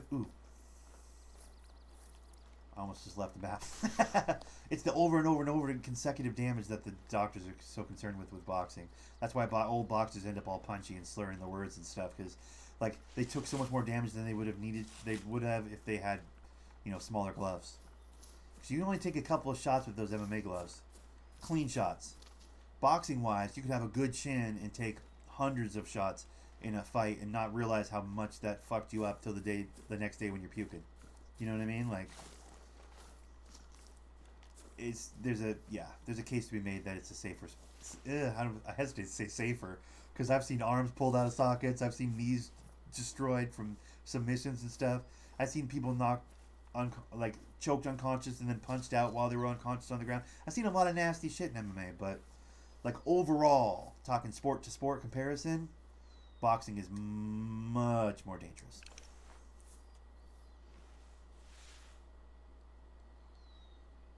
Yeah, true. Yeah, like a perfect example. First, Aldo versus Uriah Faber fight. Do you remember this fight? Aldo versus Faber. By the end of the third round, Faber couldn't put his leg down onto the ground. Couldn't step with his right leg. After the fight, it took him about a week before he was off crutches, just from fucking all those leg kicks. Just boom, boom, just boom, chopping the tree down, dude. Like that fight, the whole fight was leg kicks, dude. Like Aldo chopped him down like a goddamn lumberjack. It was, bro. I'll always remember that one, because the way the kicks were landing, they didn't make a sound. Like those are the dangerous ones, when the kicks don't slap. When you hear that, that's not a good kick. It's when you hear it's like a fucking thud, is when you're laying the wood, dude. You know what I mean? You want to talk about it, dude? You can probably find that on YouTube, guys, if you guys are so inclined. You want to see one of the nastiest examples of leg kicks being so overpowered? Type in Uriah Faber, Jose Aldo. Watch that fight. Tell me leg kicks aren't like, oh, what are you, a pussy? Kicking me in the leg? What are you, a pussy? Bro, watch that fight and tell me that isn't the most effective technique in stand-up striking. Like, he did, assuming the opponent, the person you're fighting, doesn't check your kicks. Uriah never checked the kick in that fight, I swear to God. Aldo chopped him the fuck down. It was impressive. It was so good. But yeah, for like a week and a half, he couldn't put weight on his fucking right leg. Like, just literally couldn't step with his right leg after that fight. Was on crutches. Crazy.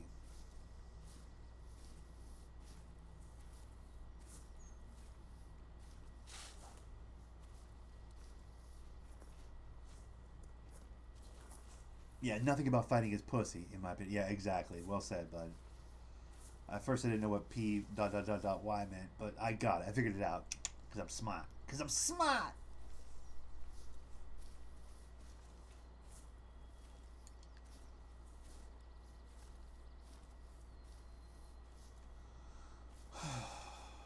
Well, I'm about hunted out, guys. We're almost at 3 hours. We're just almost to the dot at 3 hours. I think I'm going to end the hunt here. I don't know if I have anything to put in my lodge. I'll be honest with you. I might just hard quit this thing. Because, do I have one? Oh, I did get a fox, though. Let me do that. Let me put that one fox away. I feel good about what I've done today. Made a little bit of money. Turns out that bow and arrow that I want... Well, actually, I have enough money to buy some arrows. I should probably do that, but... Yeah, I'll do that next time I'm on. I want to buy some of those tracer arrows. That seems cool to have some tracer arrows. Maybe we'll do a night hunt at some point. I'm toying with the idea of maybe doing some sort of a hunt in the middle of the night. I think that could be pretty cool. All right. Ooh, right here. Perfect. A little red fox, fox and fox. A couple foxes in the doorway. A big old beautiful bear right there, dude. Okay. The lobby's starting to fill out, guys. The lobby is starting to fill out a little bit here. There's still quite a bit up there that I need to do. The bears and stuff up on the ridge are pretty good. I need a few more bears for over there. Yeah, we're starting to fill it out. Don't ask me to go into the side rooms. How often do you stream, Nick? I love your streams. Hey, every day, buddy, except for Monday. Monday's my day off. So most days I'll stream, I mean, usually early in the morning too, bud. Different games, though. My schedule is as follows, my guy. Tuesdays and Thursdays, I stream 2K, just career grinding, just playing basketball, talking basketball, bullshitting around. Monday's my day off. Wednesday and Friday are kind of swing days. It depends, whatever I feel like playing those days. Saturday's Park on 2K, that's for sure, guaranteed. Haven't missed one in almost 2 years. And then Sunday morning, right now, what we're doing right now is Sunday morning hunt. It's something I do regularly. Just recently I've taken to taking Mondays off, like not recording on Mondays. I think it's good. I need to have a day where I just, catch up on real life shit and, but for the most part, I do 2.5 to 3 hour streams, 6 days a week, Tuesday through Sunday. Monday's my day off. 3 days of 2K, 1 day of Park on Saturday, Sunday morning hunt. I might record something later today, actually, to be honest. I'm thinking a lot about, I want to play a bit more of the, what is it called? Why did I exit the main menu? I should just hard quit right there. There's no reason to. Yeah, 7 days a week is no good. Yeah, I agree. Like, it was a little too much. It started to feel pretty grindy. Like, I was feeling it after a while, trying to do 7 days a week. I mean, I'm only doing 3.5 hours. I know there's motherfuckers out there that do like 8-hour streams. I'm not that guy. I don't think I'll ever be that guy. What's happening right now? Stop with this. Let me out of here. Come on. What is this? Why is everything being weird right now? Come on, PlayStation. Stop being a dick. Thank you.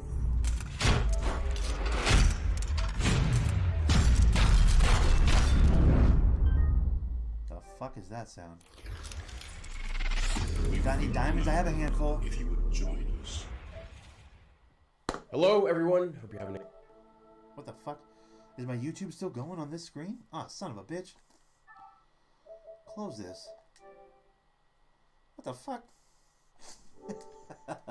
Yeah, I guess on my web browser I was still playing YouTube while I was doing that. That explains a lot. No, later today I want to try and do a little more Concrete Genie. Shout out to everybody that came through on the first broadcast of that. At some point I'm probably going to do some Burnout Paradise, maybe on next Wednesday. Because I was playing this game for like 10 minutes. I was like, this is great. It's really a lot of fun. Last of Us, I was trying to do an episodic on Last of Us, guys. I don't think I'm going to. I'll be honest with you. I'm pretty well over it. Like, I don't want to play that game anymore. In fact, I'm going to do it right now. Watch this. Maybe I'll re-download it someday. But for now, get off my dash. I'm not sure I want to play that game. I just... After 4 to 6 hours of it, I think I played about 6 hours of that game. I don't know if it's for me. It was like an airline speaking to me through Nick's stream. What? This is basketball. This isn't basketball, MTG. This is just me looking at my dash. But I bought Concrete Genie for like $30 with a $50 PlayStation card, so I still have a little extra money.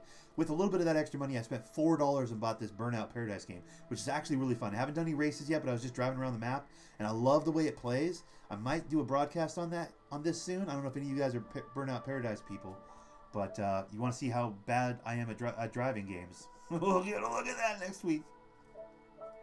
Later on today, I'm either going to play Concrete Genie, probably going to play Concrete Genie. Because I'm really liking that game. That's my quiet relaxation game right there. Play Cubert. Don't tell me how to laugh. MTG. But if they had Cubert, I'd play it, bro. I had that game on the Atari when I was a kid.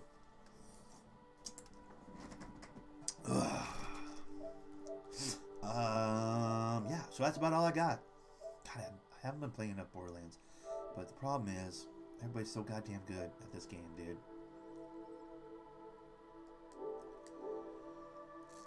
Play Cubert. Hey, I'm going to play Pitfall. Then maybe I'll play Cubert, alright? What? They have Cubert remastered? Screw that noise. I'm not getting it. That was a bait and switch. I'm not going to get Modern Warfare. No, I don't have Call of Duty. I don't play shooters that much. The only shooters I really like are these three. I love anything Borderlands, obviously. I don't have the crew to run with. H1Z1 I really like, even though I'm terrible at it. And then, obviously, Call of the Wild. Oh, looks like Alexander is playing Call of the Wild right now. Interesting. Pass the time games. Dude, one of these days we're going to do some more tarot card readings, guys. That was dope. I had such a good time with that. This is one of those weird games I bought for like $4. If you guys want your fortunes told, we can do that next Friday. Maybe do Fortune Teller Friday. That might be the jam. Bait and switch. It was bait and deliver. I disagree. Alright, guys. So that's about the end of that. That's all I got this morning. What is it, like 6 o'clock? 7 o'clock? Yeah, 7 o'clock. Yeah, I gotta start my day and do things and be a responsible adult. It's annoying and I hate it.